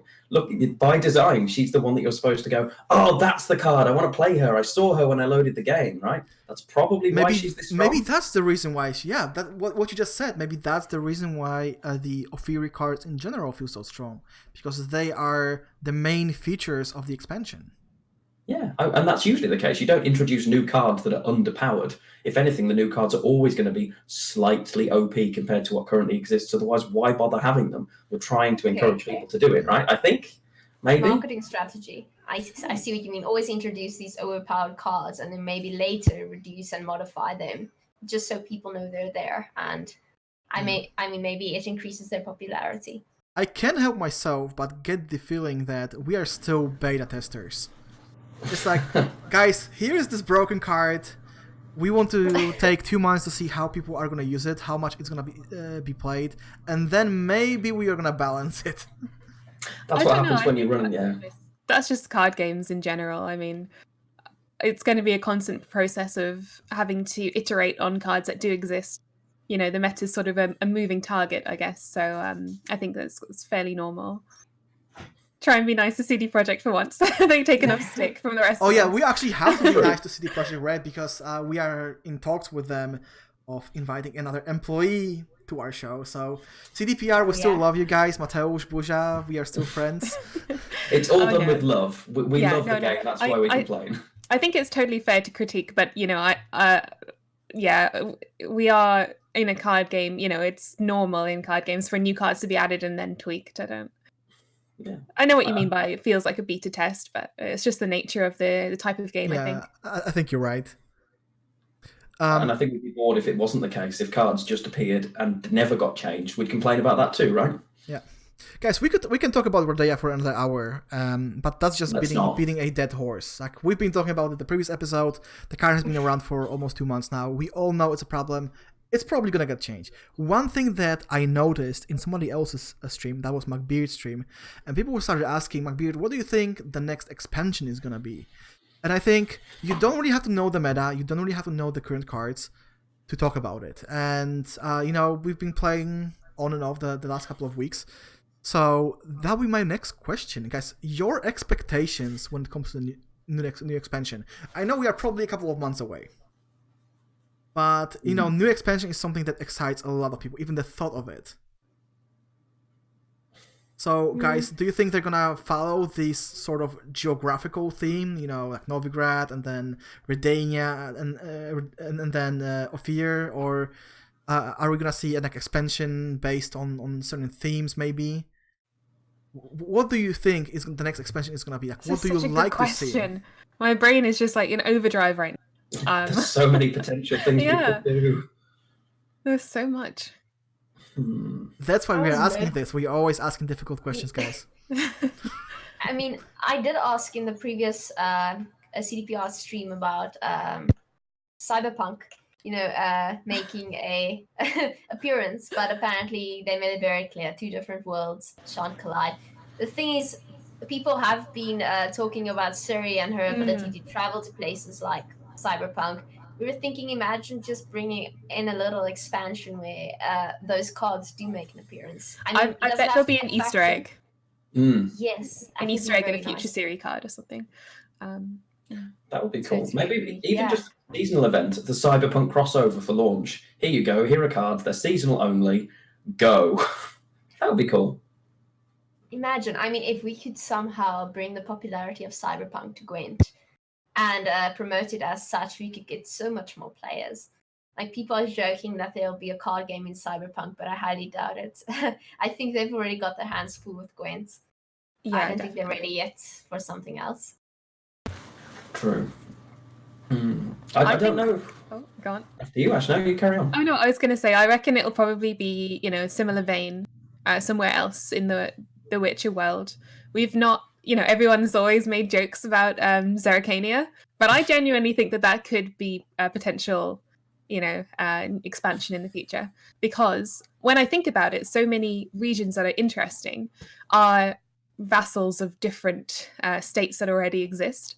So I think Zerrikania is the most obvious, most kind of standalone place that's been mentioned but not touched on yet. I think the reason Zerrikania would be very difficult to add to the game in any capacity is there are no Zerrikanians in the lore. There's only those 2 girls that followed Bork, and we only got Azor Javed in The Witcher 1, and that's about it. Yeah, but that's why I think that there'll be so much opportunity there, because I don't think there's much left on the continent that we know. Very true. I think they're always expanding it, right? There's always more that they can create because they have the license to do that. So it would be interesting. I think that I agree with you. I think they will stick with geographical places, and they've got the license to go, hey, this is what we're doing. I don't think we'll see another faction ever, personally. I'm hoping not. Yeah, it gets too much, in my opinion. I think there's already, factions that have sort of been neglected a bit. Yeah. So having more if you can't keep up with the ones we have. Yeah. Yeah, I saw someone in the chat mentioning Witcher faction. I don't think that Witchers could be a faction, but there is definitely a lot of room to add more Witcher-related cards to the game. Maybe not specifically Witchers, but there's probably been druids or mages performing the trials of the grasses and stuff like that. So there is definitely a lot of room in the game to add things from the lore to kind of benefit the Witchers in a way. But we already have a lot of Witchers. I really think they're gonna stick to that geographical theme that they're using right now. And the first thing that comes to mind is Kovir. It's covered in the books. It's mentioned multiple times in the games. Yeah. Yeah, very possible. I think that could be a thing. Yeah. I don't know what the theme would be, though, if that makes sense. The others have had very distinct sort of flavors. Kovir seems kind of vanilla as a place. I don't know. Maybe they could make it... Isn't it described in the books like a snowy Venice? I think because it's far in the north. So maybe that could be a thing. But then again... They don't really get involved with the politics of the rest of the continent. Yeah, they are a merchants nation. They just trade with everyone and don't care about the conflicts and the wars. So maybe that could be a thing. Like everyone is trading with Kovir. Maybe that would mean that the whole faction would be neutral then. If that's the case. What I was thinking. Yeah, we'd have lots of new neutral cards. I mean, Ophir is neutral. Yeah, true. I do wonder if we end up going down the Magic route where cross faction's more viable. I know neutral fits in everything, but Magic has the same number of total options in terms of factions or whatever you want to call it, colours. I wonder if at some point we will get cross faction play in decks where you can have a combination of two, and whether that is, and one of them is neutral, and that's the default, and then you can switch it up so you can mix the two. I don't know. Even if it was a seasonal event to try it, or that's how they mix up Arena, or I'd be interested because there are some cross-faction synergies that would just be amazing. I think we could see more dual faction cards in the future. I know that, when we had Pavel on the show, he said, nah, the next expansion, there won't be any cards of that type. But that was a while ago. So maybe the new expansion, which could come out in a month or a couple of months or half a year, we don't know. Maybe that expansion could focus on dual faction cards. Maybe. That'd There's be no interesting. reason that vampire aristocrats, why are they not monsters? They're vampires. Let's put them in. Let's make this happen. Make monsters good. Interesting. I think it would be so hard to balance, though, because all of a sudden you're going from balancing within a faction to synergies that you had never thought about and having to balance two or, more factions. I think it would be so much harder than just, the way we have it at the moment. That's true. It would be chaos. Lionheart, what you just mentioned is basically a question of lore. Like, you could basically remove the vampire tag and explain the way that aristocrats in Novigrad are just killing each other off to get closer to the Imperial throne. That's it. Why is the vampire tag there? I don't know. But somewhere deep down, I have a feeling that they want to introduce cards like Nilfgaardian Oriana or Detlef, because these cards are related to Somme, which is part of Nilfgaard. So maybe there's gonna be more vampires from that region to fit in the faction. Because the way I see it, quite often you have cards and you think they make no sense. Why is this card even in the game? And then a couple of expansions later, the whole thing gets expanded and all of a sudden it makes sense. Kind of like with the Fangs of the Empire, we thought this card is bad. Why is it in the game? Like, nobody's playing it. And boom, a couple of expansions later, Fangs of the Empire is in almost every single Nilfgaardian deck. That's interesting because that means that you think that they're planning several patches in advance. They do. Whereas I'm not sure. They actually do. I'm always curious. Yeah. They actually, expansions they do. And I can confirm that because when we had Pavel on the show, we were talking about Iron Judgment that was about to release, and we were revealing cards for Iron Judgment, and Pavel, before the show, he told us, I'm already looking at cards from the next expansion. So it was already in the works before they released Iron Judgment. So I think they are already working on the next couple of expansions. They're just not saying anything. I like how you have such high hopes for CDPR's work. Long-term planning. Okay, guys. Mergers of negativity. We have to say something more negative. We have to say something bad. I mean, I love CDPR. I'm just thinking I personally wouldn't be able to plan several patches ahead of time. That's just, you need to work on the problems. Purposefully done. Like you said. Like Rodea being overpowered just to give her some more spotlight, and then later on reducing her power. I mean, that's a very interesting concept. I would take my hats off to see my one hat off to CDPR if that was the case. Both of them. All of them. Several hats. I think there probably is a long-term plan, almost certainly, but then if you can't account for things cropping up and emergency patches needing to happen, then you're going to stray from that plan. But I do imagine they have the next big expansion in the works, but the short term can be a bit more volatile. Yeah. Exactly. Yeah, I like to believe that they are working on several expansions, but on the other hand, with the new competitive season, I think they have their hands full with that stuff. Have you guys checked the new format? Ash specifically, because we actually talked about that a little bit on the previous episode. Because that's something that's also concerning you. The whole tournament scene. Yes, it is interesting. I have a lot of questions about how this next season's going to go, but mostly I'm feeling very optimistic about it all. I think that it's been really good to see how responsive CD Projekt have been to the community's input on how the tournament scene evolves, because we have to shout out Malegian for what he's done. He's made lots of useful insights. Lots of people have, and subsequently the format of the tournament scene has evolved in a good way. I think in a more fair way. So I'm quite hopeful as to how it's going. I think it's going to be an improvement. It is already an improvement in a way, because the first season was really stretched. It is still really stretched because it hasn't concluded yet. Yes. The Masters are gonna be in March. When did the season start? 2 years ago? 2.5 years ago? A long time. Yeah, and it was originally designed to be 12 months, and it just never kind of ended, which was problematic. I agree. I think the new format and the new structure is not only fairer but more enjoyable. I think it will work, and people know what they're working towards, so are more likely to commit to it. Yeah. I completely agree with Ash. I think they've listened. I think it's great, and I think hopefully it will be good for Gwent going forward. I think it will.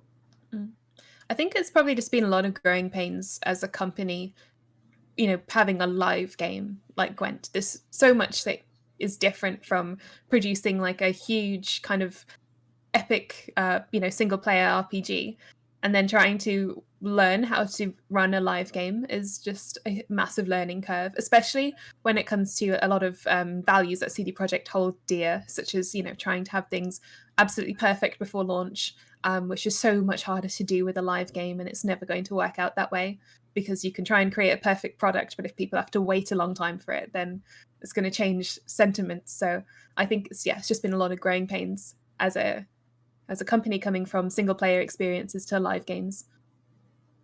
Also, you have to remember that this is a new project, and a lot of people who started this were so much into the Witcher universe that there was just a lot of motivation and a lot of new ideas being thrown around. So the first season was kind of blown out of proportions. They didn't really have the money to organize all those lavish tournaments, and they did it anyway because they wanted them to be remembered.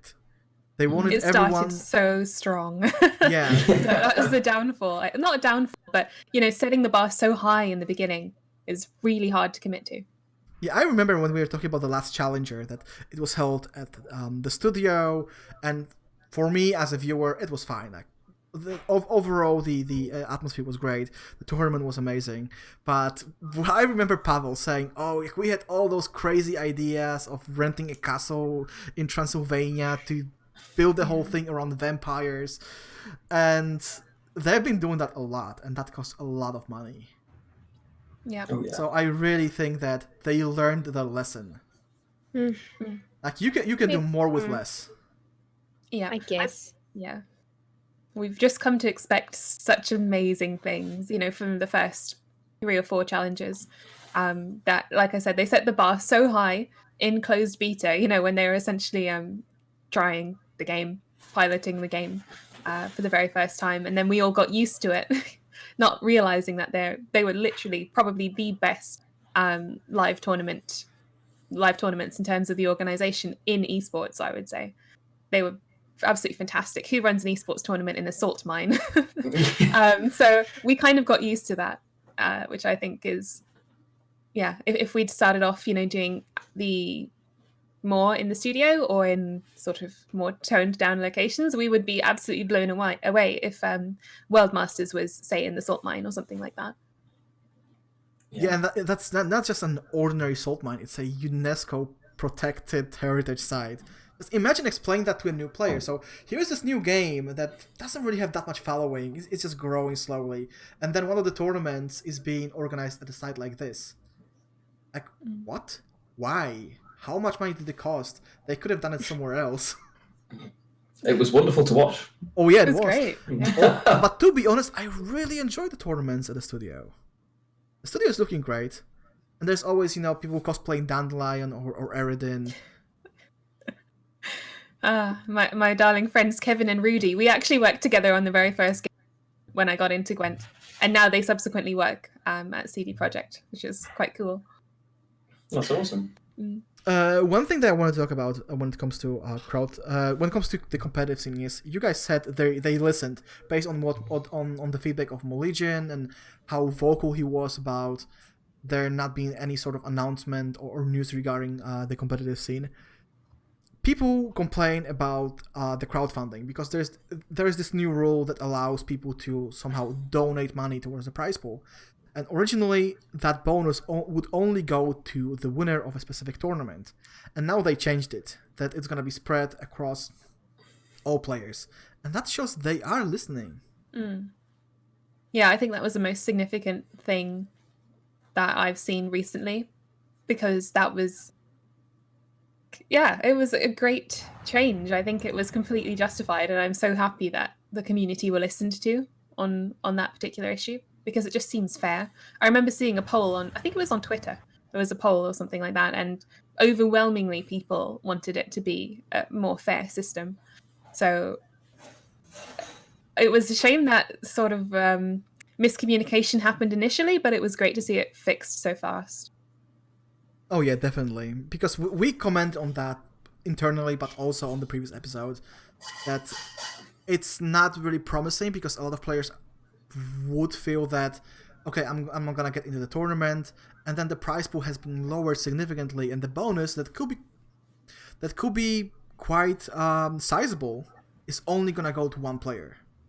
So now that it's more fair, people are gonna be more likely to grind to get to the tournament. It makes it a more viable option. I completely agree.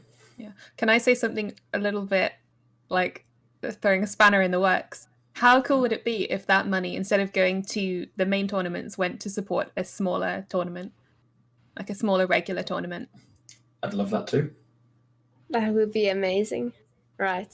I think that probably that would have even been better for the community than propping up, the 8 or so people who make it through to the big event. Oh yeah. Yeah, more prize pools for more Gwent tournaments when we get the ability to have custom tournaments in the client and all of that. Actually, that would be great. Oh yeah, I wish they had a budget for community organized tournaments. It doesn't have to be much. Maybe some Gwent merch. and Gwent. Yeah, Gwent and Gwent. We are definitely gonna talk about that soon. Imagine if there was a online only monthly tournament with, say, like £1,000 or €1,000 as a prize pool. That would just be so. That would be gonna be the qualifiers, but the qualifiers are not free for all. Like you have to be top 12 or top 64 on the ladder to get there. I definitely like the idea of the tournament being open for everyone. That would be so cool. I think Wild Hunt was like that, right? Like none of us participated, none of us helped organize it, but I think it was open for everyone because I think so. I remember somebody called Defiant Ship, and he was a new player, and he was like, "Screw that! I'm gonna drive to Philadelphia. I'm gonna participate." He lost his games, but he still had a lot of fun. Yeah, I'd go. I'd happily play, whether it was online or in a physical place. If they said, "Yep, we're going to do this," I'd compete every month. I'd lose every month. But that's not the point. I'd have fun doing it. It's fine. Exactly. Yeah, I think focusing more on the competition aspect will definitely get more people. Like, even if it's just online, people begin to flock to the site just so they can win some money. But essentially, that will cause an adaptive spiral, right? And we'll get people actually like the game and come just for the game. But yeah, money is a good incentive, unfortunately, but that is the case. Money is one thing, but you mentioned, Ash, that a couple of your friends are now working with CTPR, and I think it's a good moment to just stop talking about the meta and the competitive Gwent, because that's really just beating a dead horse, and move to the personal segment of this podcast, because I think that's also the segment you are waiting for, because you will have a lot more input here. How did you get to work with CTPR? Because I know that to get them to talk to you or to organize something, it's quite easy. They are very open. You just talk to Buja, and Buja talks to somebody else, and you can get it done. But to be a host of a tournament, that's a completely different story. Yeah, it was wild. It's been such a strange but fantastic series of events. So I mentioned how I started playing Gwent, which was, working as a cosplayer at the first Gwent event at Gamescom. And then after that, I, like you, got a closed beta invitation and started streaming it from there. And that pretty much went on. That was in 2016.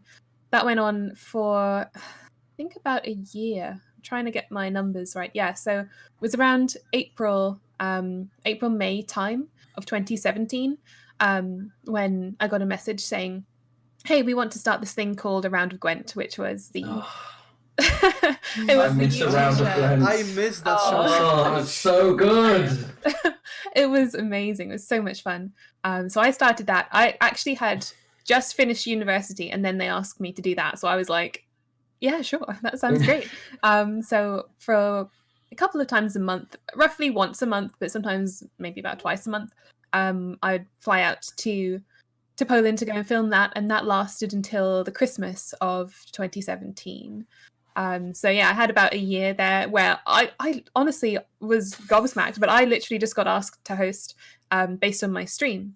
And also during that year, I had the opportunity to work at a convention here in the UK called CoxCon, COX-Con, named after Jesse Cox, the YouTuber. So yeah, he's good friends with CD Projekt, and me being based in the UK and that convention being in Telford in the UK, it sort of just all came together that they wanted to have a Gwent tournament there. So I hosted that, which was the first time I'd ever hosted to a live audience in my life. And it was so scary because there were thousands of people there. But in my mind, going from somebody who I didn't love public speaking, honestly. I wasn't absolutely petrified of it, but it wasn't something that kind of came naturally to me other than streaming. But that's a lot more low key because you're just sort of in a room and talking to your computer. But the first, live event that I did, I remember having this binary choice in my head. I was like, I can either be nervous and it comes across badly, or I can fake being confident for an hour or two and it will come across better. So I just decided to fake it, and I came off and I'm pretty sure I was shaking. But it went well. So I think it was just sort of proving to myself, hey, I could do it once and just completely lie my way through it. I wasn't lying, but trying to, I guess, have this confidence. I had to manifest it from somewhere. And then after it happened the first time, I was like, hey, I can do this again.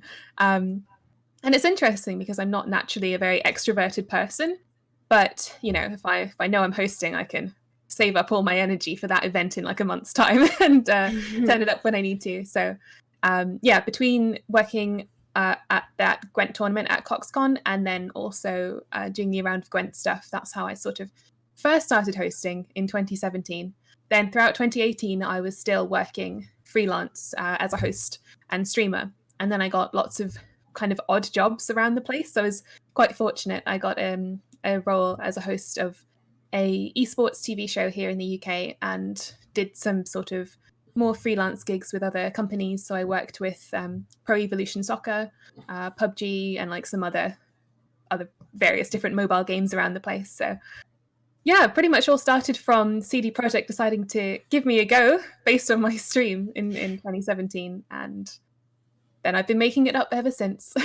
Fake it till you make it. Yeah. Actually, to follow up on that, I think being not overly extroverted or being an introvert is quite common for streamers. Because people often see content creators as somebody who has to be an extrovert because you are talking so much, you are creating content, you have to be out there. But it's, for me, and I think for a lot of other people, it feels like I'm an introvert. I don't want to be around people, but I want to interact with people, and streaming gives me that opportunity because I'm talking to people while being alone in my room. Yes. And I think the other thing that I found is that in this content creation in gaming, you're speaking to like-minded people, which I've always found is a lot less taxing than speaking to people who are massively different to me. So if we've got, a common love, then I could talk to somebody for hours about that. So that makes it a lot easier too. Definitely. Yeah, and another thing that you basically started with that Round of Gwent. Yeah. And you could just hear me and Lionheart being like, oh. I know, It it's was so so funny. good. It was amazing. That's actually hilarious because I guess I've I only know it from the other side. I've never really watched them back. I'd find that kind of hard. Your own voice sounds different when you hear it on a recording. So I think I've seen bits and pieces, but I've never watched the whole episode. So it's nice to hear that they went down well.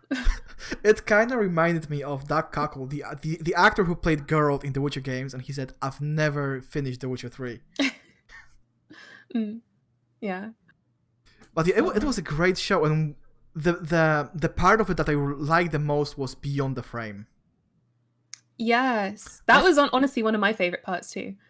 Yeah, the narrator, I already knew him from the Witcher 3 interviews. He was doing such a great job, and the whole makeup, looking like looking basically like Stregobor from the Netflix series. Yeah. Like it was amazing, and then making it personal. I remember him talking about Berna, and he told the story as if he was there. That was great. Yes. That was absolute. And incidentally, the whole show just died around midwinter. Yes, it was pretty much that December. We did a Christmas episode. That was the last one. It was a shame. I think it was, CD Projekt were under lots of other pressures as well, and it was sort of a supplementary thing to the main game. A portion of people who played Gwent would ever watch the show, so I understand how it wasn't really feasible to keep it up because they had other things to be focusing on. I'm really sorry. There's a delivery coming to the door, so I'm going to have to mute myself because the dog's going to start barking. Okay. We are going to just trash talk Lionheart in the meantime. Oh, no, not this section. Never this section. But actually, I saw some comments, like people commenting on your light, and somebody said, "Oh, he's just so red because he's talking to Ash and T at the same time." No, that's not what's happening. There's a yellow background and I'm ginger, people, okay? I know I look very orange. It's just the light. I've got to work on it. It's fine. Nothing else. But let Artie bark. Let's talk about Artie. Okay, Artie I think we're safe one. now. I think we're okay. Yeah, no, he's my dog. Very happy with him, although he likes to make a feature on my streams, so I've had to sort of lock him out of the door because he won't understand that we're on a podcast, and he'll be asking why I'm not giving him attention. So I literally had to keep my door. I guess Tia is swearing again because Discord is muting the hell out of her. Oh, and there you go. I got it from the actions though. Good dog. You can hear me now, I'm guessing. All right. I was saying I also have dogs, and they also do exactly the same thing. So I have to keep my door open during the podcast so they can just come in. They've won, essentially. I give up. Yeah. I really like before the podcast, your mom was just so carefully trying to avoid the door. She was like, "Are they seeing me? Are they seeing me?" Meanwhile, she's in full view of the camera. It's so funny. It's like people who crawl on the floor. It's like, we can see you. There's not much you can do about it. But I told them just to keep away, please, and not use the internet because I'm already struggling. I think I'm glitching out every now and then. Hopefully that will get fixed pretty soon. Yeah. Hope so. But Ash, let's assume that at some point in the future, CDPR is organize more projects like that, more shows like Round of Gwent. Would you like to return to host? Of course. That's a no-brainer. Of course, I didn't even finish the question. Yes, next. That would be fantastic. But I don't know if that's going to be the case. But anyway, sorry, go on. No, it's okay. We already got our answer. That would be really cool. But I actually genuinely don't know of any plans to do anything like that. Although if they ever need somebody, then I'm happy to do that. Hello. Because we are asking for a reason, right? There is this. It started as a meme, and then Lionheart told me that he's actually looking for venues, so it looks more like a future project. There is a place in the UK called Gwent, and you are probably perfectly aware of that. Yes.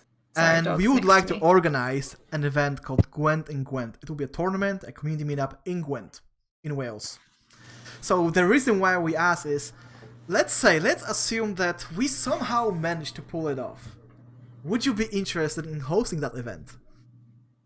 Yeah, that'd be fantastic. I mean, Chezzy's from Gwent, isn't he? I spoke to him about it yesterday, actually. He jumped in my stream. Yeah, I spoke to him about it. I called him English initially, and he got very angry with me. And then I was like, I'm joking, I know. Yeah. So we got have to get in there too. Each other, at Gwent Challenger just gone. So we actually travelled over together because we're both coming from the UK. So I got to chat to him quite a bit, and he's really cool. He's very lovely. And he is indeed from Gwent. He actually said that the reason that he heard of Gwent was because he saw an ad on Facebook advertising a game called Gwent, and he was like, "Hey, I live there." And that's how he started playing. Oh, really? That's quite interesting. Wow. Yeah, you're kind of obliged to start playing it if it's called after your hometown. Yeah, I don't think the place is that well known outside of the UK, so no. It's sort of like a county. It's not really a town. It's like I think that they got a lot more publicity thanks to the game, because people are just, I played Gwent in The Witcher 3. Let's Google it, Gwent. Oh, there's a place in Wales called Gwent. So maybe we are low-key boosting their tourism. I'd be very annoyed if I lived there. You'd constantly be trying to search for what's good to do in Gwent when you live there. No, not again. No, I don't care who this Geralt bloke is. Stop. For God's sake, Jerry, enough. Who's Jerry? He's not Jerry, he's Gary. He's Gary of Nivea. Get your shit together, Lionheart. I knew that would trigger you. I knew that would trigger you. Yeah, there's only three things that trigger me more. I think one of them is people calling Visigoda Corvo. My boy Corvo. I will call him Corvo till the end of time. It's guys, he's called Visigoda. So yeah, that would be people calling Gerald or Jerry. People calling Visigoda Corvo, even if that's the place he's from, and Shoop. That's just really triggering me. I have quite a few. I have quite a few. Oh yeah, BJ said toss your coin to your Witcher. Exactly, that's another thing. Oh my god, that's the new streamers. Everyone's title, like Lionheart said the other day, is toss a coin to your Witcher. I think they're so clever, but it's everyone's doing the same thing. But that's also how you know who is a new streamer, so that's always fun. So then you can visit their channel. But it's toss a coin to your Witcher as title. Okay, that's the first thing they think of. Yeah, let's be honest. It's a catchy tune, but people just overplay it. It's very in much every so. Witcher or Gwent stream. Overplay it. It's one of those treasures that will never be overplayed. Ugh. Tia, you really want to lose your job as a host. You can overplay it, and people are doing it all the time. I remember when the show first premiered, and I was watching some Gwent streams with the song request. Every second song request was one or another version of Toss Your Coin to Your Witcher. That sounds awful. It does. I'd throw myself out the window. I just started muting streams. I just couldn't. No, not for me. Although that song did lead to a strange interaction at my work, which is what I was going to discuss earlier. Yes. Actually, I was in a massive mail centre with lots and lots of people, and I sort of walked past a set of offices, and I heard someone humming, and instantly it's in your head. And I popped my head around and went, "Oh, Valley of Plenty," and the guy just looked at me and went, "Oh, you know." And so we started discussing, and then there's this group of people coming to me going, "Oh, did you know it's a game?" And I'm like, "Right, sit yourselves down. I'm going to tell you about this game." And we got onto the discussions of the various things about how great the world is and the cast, and Yennefer came up in this. And they were discussing how much they loved Yennefer and how cool she was, blah, blah, blah. And then one of the guys said to me, "Oh, yeah, that Yennefer girl's great, but I've seen a picture of this girl, and she should have been Yennefer. Let me find you her picture." So he gets his phone out and he's Googling away, and he turns and he shows me his phone. It's Ash. Genuine. And I was just like, okay, how do I deal with this? So, do I say that I know her? No, that's going to come across. I just sort of smiled and went, "She does look very much like Yennefer, yes." Did you really? I didn't say I knew you. I thought he would come across it. Yeah, of course you do. All right. If you're ever near here, I'm going to take you into my work and be like, "Oh, guys, by the way." Wow. That would be hilarious. Yeah, because you messaged me after that happened, and I was just shocked. Like, nothing like that's ever happened to me before. You're famous. Yeah, I told Lionheart to make a screenshot of the podcast and show it to the person. But I think they would just accuse him of photoshopping it. Yeah, Photoshop skills. Like, no way Lionheart would sit anywhere near Ash and Tiak. No way. No, not biting. Next. Oh, that's so mean. We are always very mean to each other. I get used to it. Yeah. But basically, I'm English. I have to rein it in. We're often very mean to each other. If I'm in a room full of like just English people or English and Irish, and there's some other kind of countries that are the same, but we are just brutal. Like, it's non-stop just insulting. But that's what friends do. But there are some cultures where that's not the case, so I always try and rein it in whenever I'm, abroad or anything. Yeah, is that normal? Is that universal? Yeah, I just get it. It is here. Insulting? Yeah. Okay. Good. It is here. Not long ago, I was in Baby Joseph's stream, and another Dutch viewer calls him what could be translated as old dick, and that's perfectly fine here. Like, friends call each other things like that all the time. Like, how you doing, you old dick? It's completely okay. Yeah, we are very similar. To be fair, I'm not going to say the ways I greet some of my friends, but it is very similar. It's very similar. Another question that we really wanted to ask is, how does it feel? What is it like to be a host of the official tournament? Like, we talk about it with Pavel, we talk about it with casters, with players. Everyone has a different experience because they are obviously filling a different role. Like, when you are a player, you're just focusing on your matches and try not to get distracted by the whole atmosphere of the tournament. But how was it for you? Because when I first saw Ash being back, I was like, oh yeah. Okay, first of all, I was so shocked at how nice people were, because when I used to host the Gwent Slam tournaments with Life Coach in Austria, they were great fun. I had like some of the best times of my life, but the Twitch chat was pretty much unmoderated, so it was quite bad. It would always start off okay, but then there'd be about 5 people who would sort of just take it down, and like it would turn into a cesspool. But I learned from that just to never read anything online about you and your hosting, because it's bad. Like, even if there's 10 lovely things and there's one awful thing, it'll kind of get stuck in your head. But it's really hard to implement that. So, because you always want to see what, if you've done a good job. So this time I broke my rule and I had a look to see what people were saying online and on Reddit, and everyone was nice. I was so shocked. I was sort of like, is this correct? I was expecting, at least some criticism. But no, it was actually really lovely. And I was sort of like, oh, wow, I was unexpected. So that was really good. But in terms of the actual work, how it is on the day, weirdly, I find it fine. Like, I wasn't nervous at all this time. And in the past I have been, but I think it's because I've hosted a fair bit sort of before this gig. I mean, working on Gwent Challenger was always like my life goal. Genuinely, it was one of the best things I've ever done in my entire life, quite frankly. So having a lot of experience before that, I felt like I was quite well prepared. And also because I knew, so many of the CD Projekt staff that were there, I knew pretty much all of the players that were there, because I, worked with them on other tournaments and things like that. And I had known the other casters. I've known Jag since like early Gwent Slam days, when we would be like on podcasts like this a couple of years ago.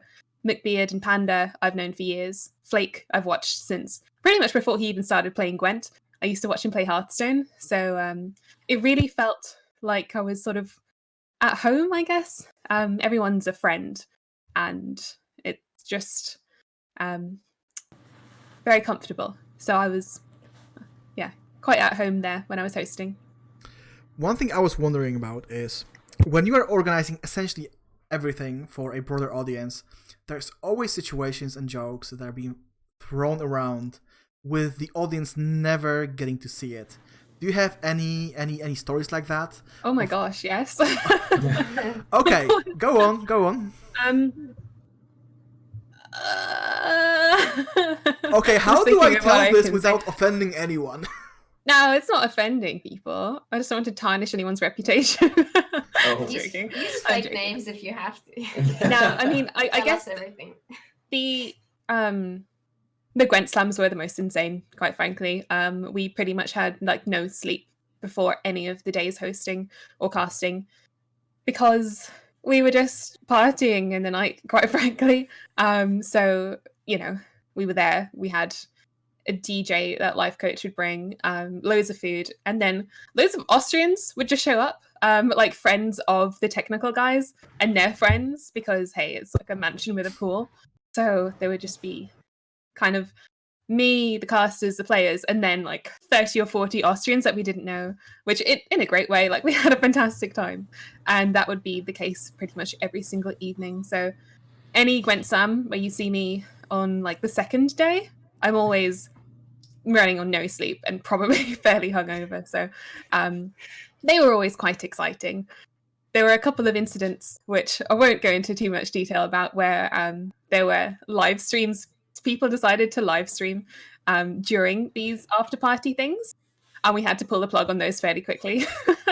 Oh wow! But That yeah, could've been I dangerous. think that's all. That's all. Nothing too wild, nothing illegal. I promise. It's all above board. Just bad choices, you know, in terms of being well rested and well fed and all the rest of it. But yeah, you know. That was part and parcel of the sort of LAN experience of Gwent Slams. The CD Projekt events are much more, you know, you don't want to mess up on an official broadcast, so everyone's a bit more sensible. I love how Ash just told us everything but essentially nothing at the same time. Very professional. It's an art. It's an art. Yeah. It's what streamers do all the time, because people think that if they watch a streamer, they know everything about them. They only know one very specific side of their character. So sometimes people ask you questions and you want to give an answer because you don't want to be seen as rude. But then again, you don't really want to go into detail, so you just say a lot without saying anything. It's like a politician being a politician. Yeah. Yes. Very true. Like, in a way, you are a public figure. I think it's so interesting. I think I've had this conversation before, because these days it's like anyone can be, and there's sort of a sliding scale, because it's not like we have a clear definition of what counts as, you know, before we'd have normal people and celebrities were made celebrities because they were, you know, published in newspapers or put on TV. There was quite a high hurdle to jump to be known. These days it's kind of like anyone can do that, and it's on a sliding scale. So I mean, no one in the wider world has a clue who I am. But if, you know, I'm in a Gwent community, then most people kind of know each other or know somebody who knows somebody else. So I guess depending on sort of what circle you're in, then yeah. True. Yeah. It depends on the community, but within Gwent, you are definitely a celebrity. And also outside of Gwent, as the story Lionheart told us just shows. Though I have to say, it is a very interesting and nice feeling, to be honest, when you show up in somebody else's stream and they're like, "Oh, you are these guys doing the podcast." Like, people know us. Wow, I never imagined that. Yeah, no, it's really cool. I think it's really nice because the Gwent community is kind of small in the grand scheme of things, so it's really quite easy to have that community feeling. Yeah. Oh yeah. And to be honest, I don't think it would be possible in any other community to invite, you know, high-end, like very popular, very, very like well-known and light guests like you, like Pavo, like McBeard, to this kind of show when you are just a small-time streamer, and with them saying, "Sure, I'm gonna be there. It sounds like a nice idea." Like, no way I could do it in any other game. Because the community is usually just much larger, and, you know, those bigger personalities are like, "Who is this guy even? I'm not even gonna talk to them." I think that's something the Gwent devs have always been pretty good at. They really get stuck in, you know, for better or worse. I know in the early days, they actually decided to, you know, pull back on commenting on Reddit in particular. But generally, I think that they do a pretty good job of getting stuck in and telling us as much as they're allowed to, you know, as much as they kind of can. Oh yeah, definitely. I'm actually surprised that you as a player, you're just able to talk to them all the time. Like you can send a message to Buja or to Mateusz or to Ostry, and they are likely to reply to you. Even though they can't tell you anything, they're gonna be like, well, because of these things, we are not allowed to talk about it. But they take the time to write something. Yeah. Yeah, it's like we're a very close-knit community, so it's also it goes both ways. If you tarnish your own name, people know about it. Like people in this chat are in the big streamers chat, so it goes both ways in a good way, I think. I agree. Oh yeah, definitely. And something I mentioned before is like we were very excited to see you back as a host. You said that everyone was very positive, which makes a lot of sense. Do you have any leaks for us regarding your future relationship with CDPR? Like, are you guys in talks of hosting maybe more tournaments in the future? Is there anything you can tell us? Well, that's a good question. So I probably know as much as everyone else knows about this, because officially I have not heard anything bar I think it's actually my pinned tweet on my Twitter. I posted at the end of last year saying how hosting Gwent Challenger was like the highlight of my year, and underneath that Buja basically wrote, we should do this again sometime. So I think that is pretty much all that's all I know, and that's all that the community knows, so that's kind of public. I think I'm getting my hopes up over that, so hopefully there's a chance I'll be back. But I was saying this at Challenger at the time, how any host that we've had has never hosted twice. So I also don't want to, get too excited just yet. But that was kind of said publicly. So infer from that what you will. But other than Flake coming back as a caster after hosting, no one's hosted twice. So don't want to get my hopes up too much, but I am. I definitely like the strategy. I'm not sure if that was intended, but you said you tweeted something and you pinned that tweet. It kind of sounds like you are letting them know that you are interested, but totally not putting any pressure on them. I just casually mention you guys. That's what we do when we tweet anything about Jason Slama. Like totally not wanting you to be on the podcast. Like there's no mention of that. No pressure, but seriously respond. Yeah. One thing I did find that was quite interesting in the feedback I got was, this is something I've known all along, and I'm sure you guys have known all along, but the Gwent community is very loyal, I guess, to people who've been there from the beginning. So obviously Flake and Ash Lizzle were, veterans of the game as well. But I think that the community responded so well to me, partly because I have been in the game for a long time and genuinely care about it, which I thought was very interesting because we had some huge names hosting previous events, but it was interesting that wasn't received possibly as well by the community as you would have thought, because it is such a close-knit community. People are incredibly loyal. Oh yeah. That is very true. There is something I'm not sure if I should say this, so but let's do it. Like we've been throwing memes around already, so let's do it. I was in somebody's stream. I'm not gonna mention their name, and they were about to host somebody, and they saw you online. So like, oh, let's host Ash. She's everyone's waifu. I absolutely love back then. That's hilarious. Oh my gosh, that's really funny. I don't know, what was the question? It wasn't a question. It was more like a story of something I experienced in another stream. That's really sweet. No, chat. It was not me, to clarify. It was not Lionheart. I can clarify. It was not Lionheart. I know. I'm surprised myself, but it wasn't him. That's really funny. I can actually hazard a guess at who it was, because I only get hosts from like a handful of people really regularly. So I don't know. But... Somebody's getting in trouble, guys. No, that's exciting. Thank you. Lionheart. No. Questions from the community. Well, there is a question that is entirely un-Gwent related. Is Lydia still alive, Ash? Oh my gosh. Who asked that? It was Weevil a while ago, but honestly, I'm curious. Lydia. Right, okay. So, look, I didn't kill Lydia. Can I put that out there first? She disappeared.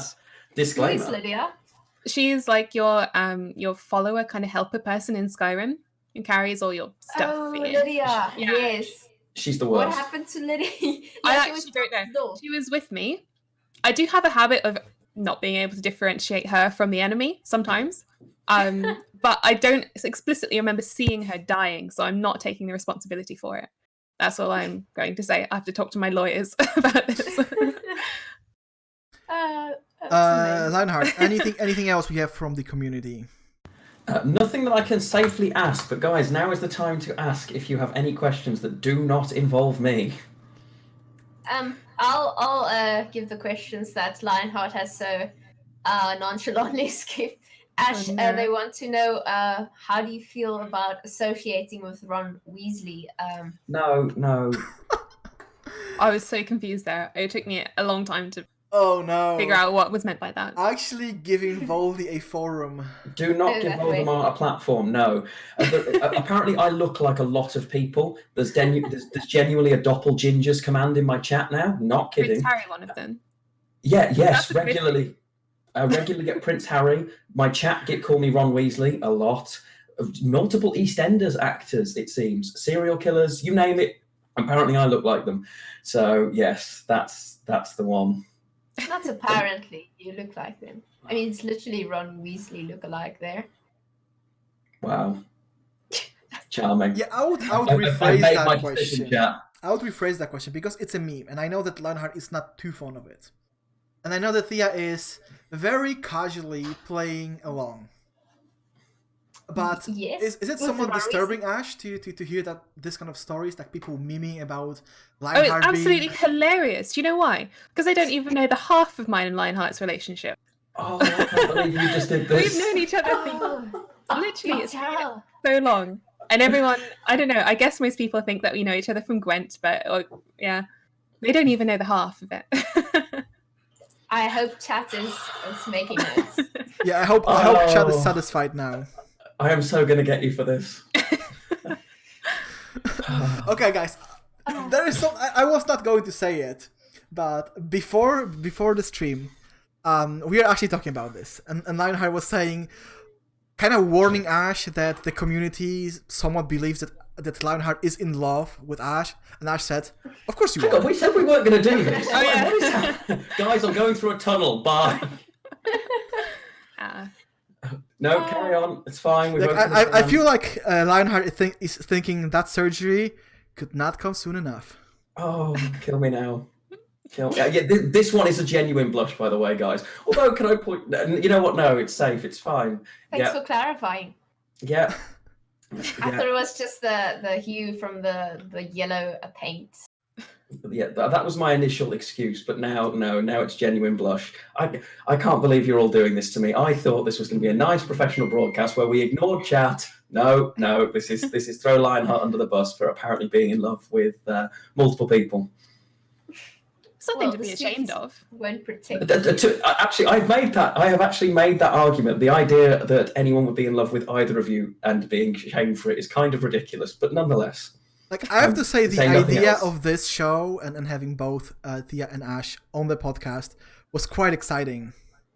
And the first reaction of Lionheart was like, I'm going to be sick that day. I'm busy. I'm busy, I'm working. I'm not going to be there. BJ has to do it for me. This is like the Raj Patel show. This is really going downhill very fast. Yep. Keep digging. We are not going to keep digging.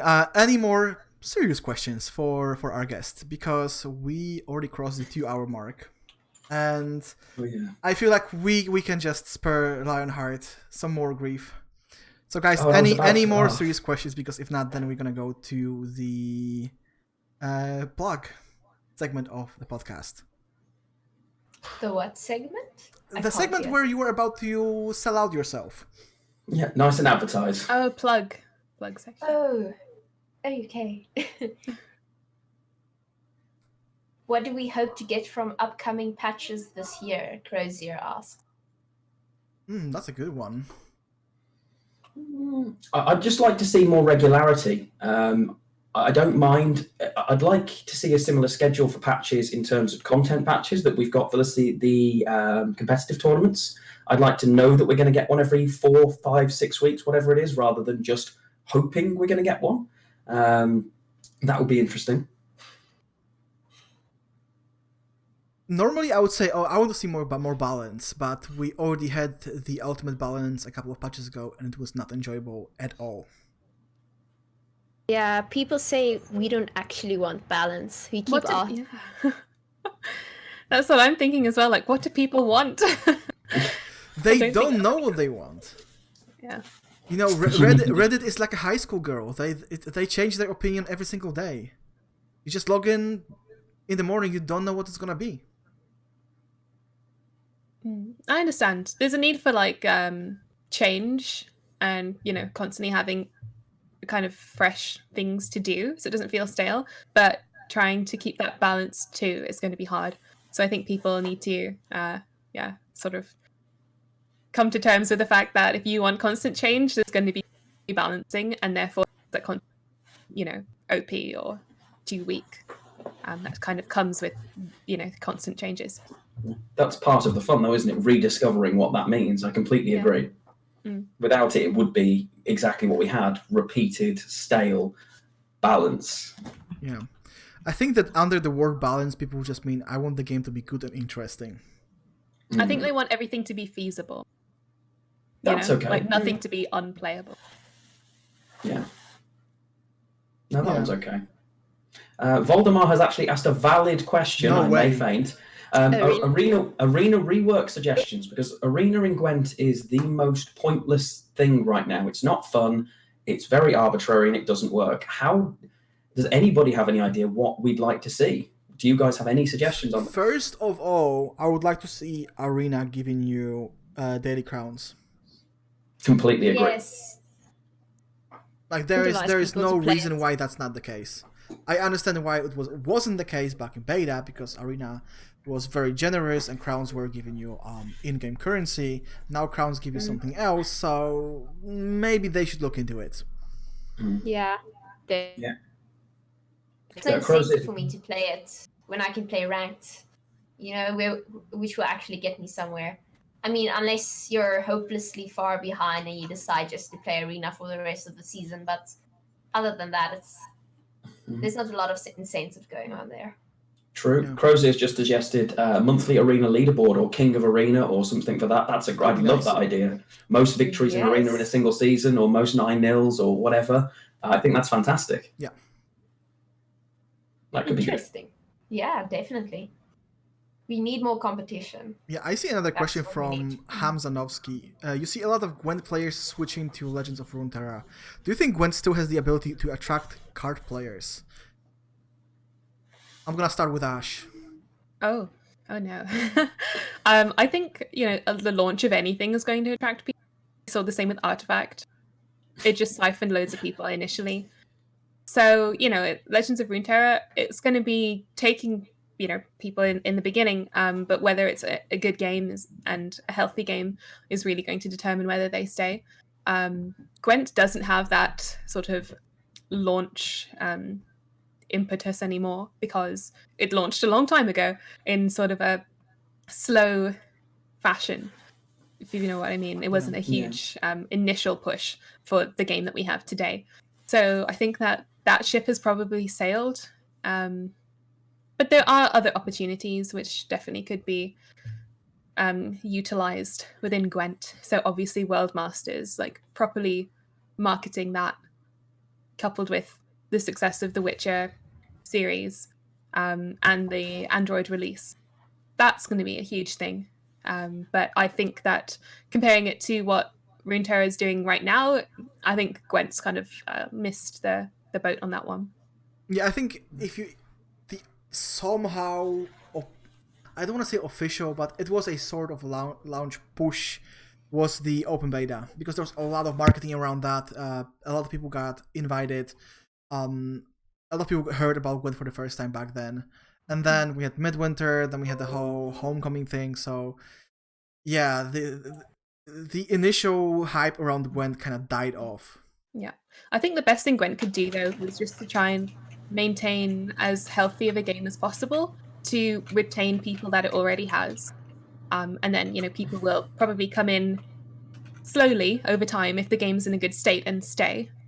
But it's just, I think, retention and slow, stable growth based on a healthy game is the best thing Gwent can do. Yeah. Yeah. Crosser says also we need the Netflix Witcher to mention Gwent. We need Gwent to somehow jump on that bandwagon. They didn't do anything really. The only problem is that Gwent is like a CD Projekt IP. Got nothing to do with the books. No. Gwent should sponsor it. Do something that's completely I actually wrote the books. I think that is how just add things like that. Yeah.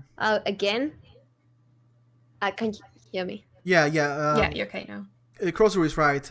It is mentioned in the books once. There's a scene where a couple of dwarves are playing Gwent. We don't really know what that is. Like it's only said there's a lot of violence following those games because they always have sticks and weapons just ready to strike their opponent. There's a lot of shouting, but we don't know what the game actually includes. It's when all the dwarfs is like sitting down on some barrels, just having a break, and they're playing Gwent. Yeah. But I think the only way that interest from the show could be funneled to Gwent would be via the Witcher game. Yeah. So we actually need a new Witcher game to make Gwent great again. In a way, we do. Pushing chats. That's bold. We did actually hear from one of the makers. He did say that it will be in the same universe, but won't be The Witcher 4. It will be a totally different way of doing things. So I think that will be possibly 2 years at least after Cyberpunk's release. I think. And it will obviously be big, but I don't think we can count on that happening anytime soon. Yeah, I also don't think Gwent will be in it, but it depends on how well Gwent's still doing at that point. They don't tend to keep the same minigames. Yeah. Imagine having Gwent with a system that is connected to the internet that constantly updates so that the cards you play in the game, or you just instantly connect to the real Gwent game. So the progress you make in the game is actually against other players currently playing Gwent. Imagine something like that. I actually had that exact same thought. Yeah. Oh yes. Joking. Turn it into Yu-Gi-Oh! Be amazing. I want them to spawn in front of me. Yeah. It's amazing. It would be good. Yeah.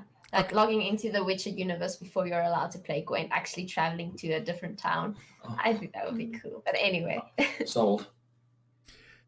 Okay, guys. I think we exhausted the topics for today.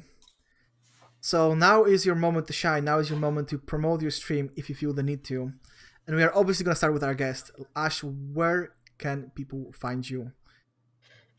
So as I mentioned, I'm not in my normal location right now because I just moved house on the weekend. So I am currently setting up my stream. It looks really good. I just I need to connect it to the internet. So once that happens, I'll be back streaming. So hopefully that will be around next week. And I'm on twitch.tv/AshExplores. And I'm also on Twitter and Instagram at AshExplores and AshCosplay on Instagram. Yeah, I think the name change is very confusing for some people. Yeah. I mean, I had to because I wasn't cosplaying for a long period of time there, so it made more sense. Yeah, absolutely. Thea. Yes. All right. Well, yeah, you can also just find me at TiaBeastie on Twitch. Once the cables are fixed in the ocean, I will be back, even if that's in a month or 2 weeks, who knows.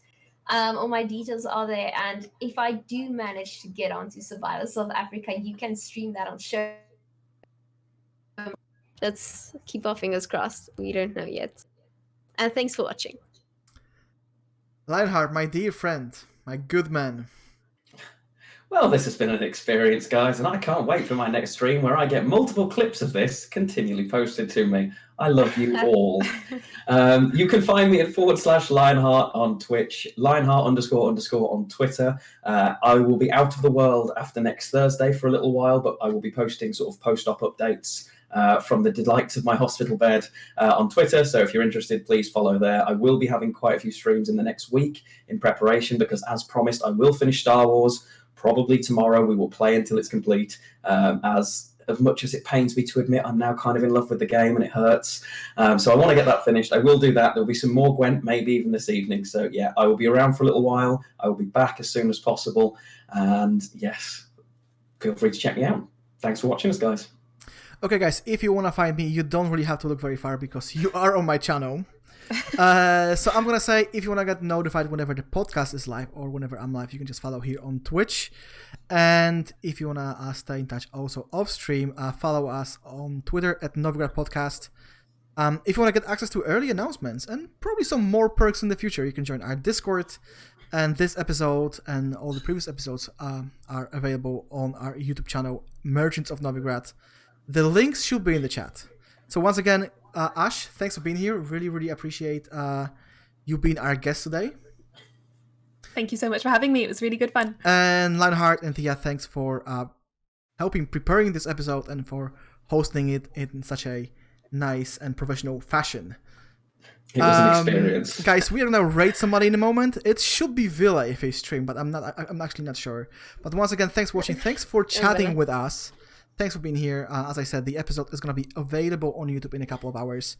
And the next episode of the podcast is in 2 weeks.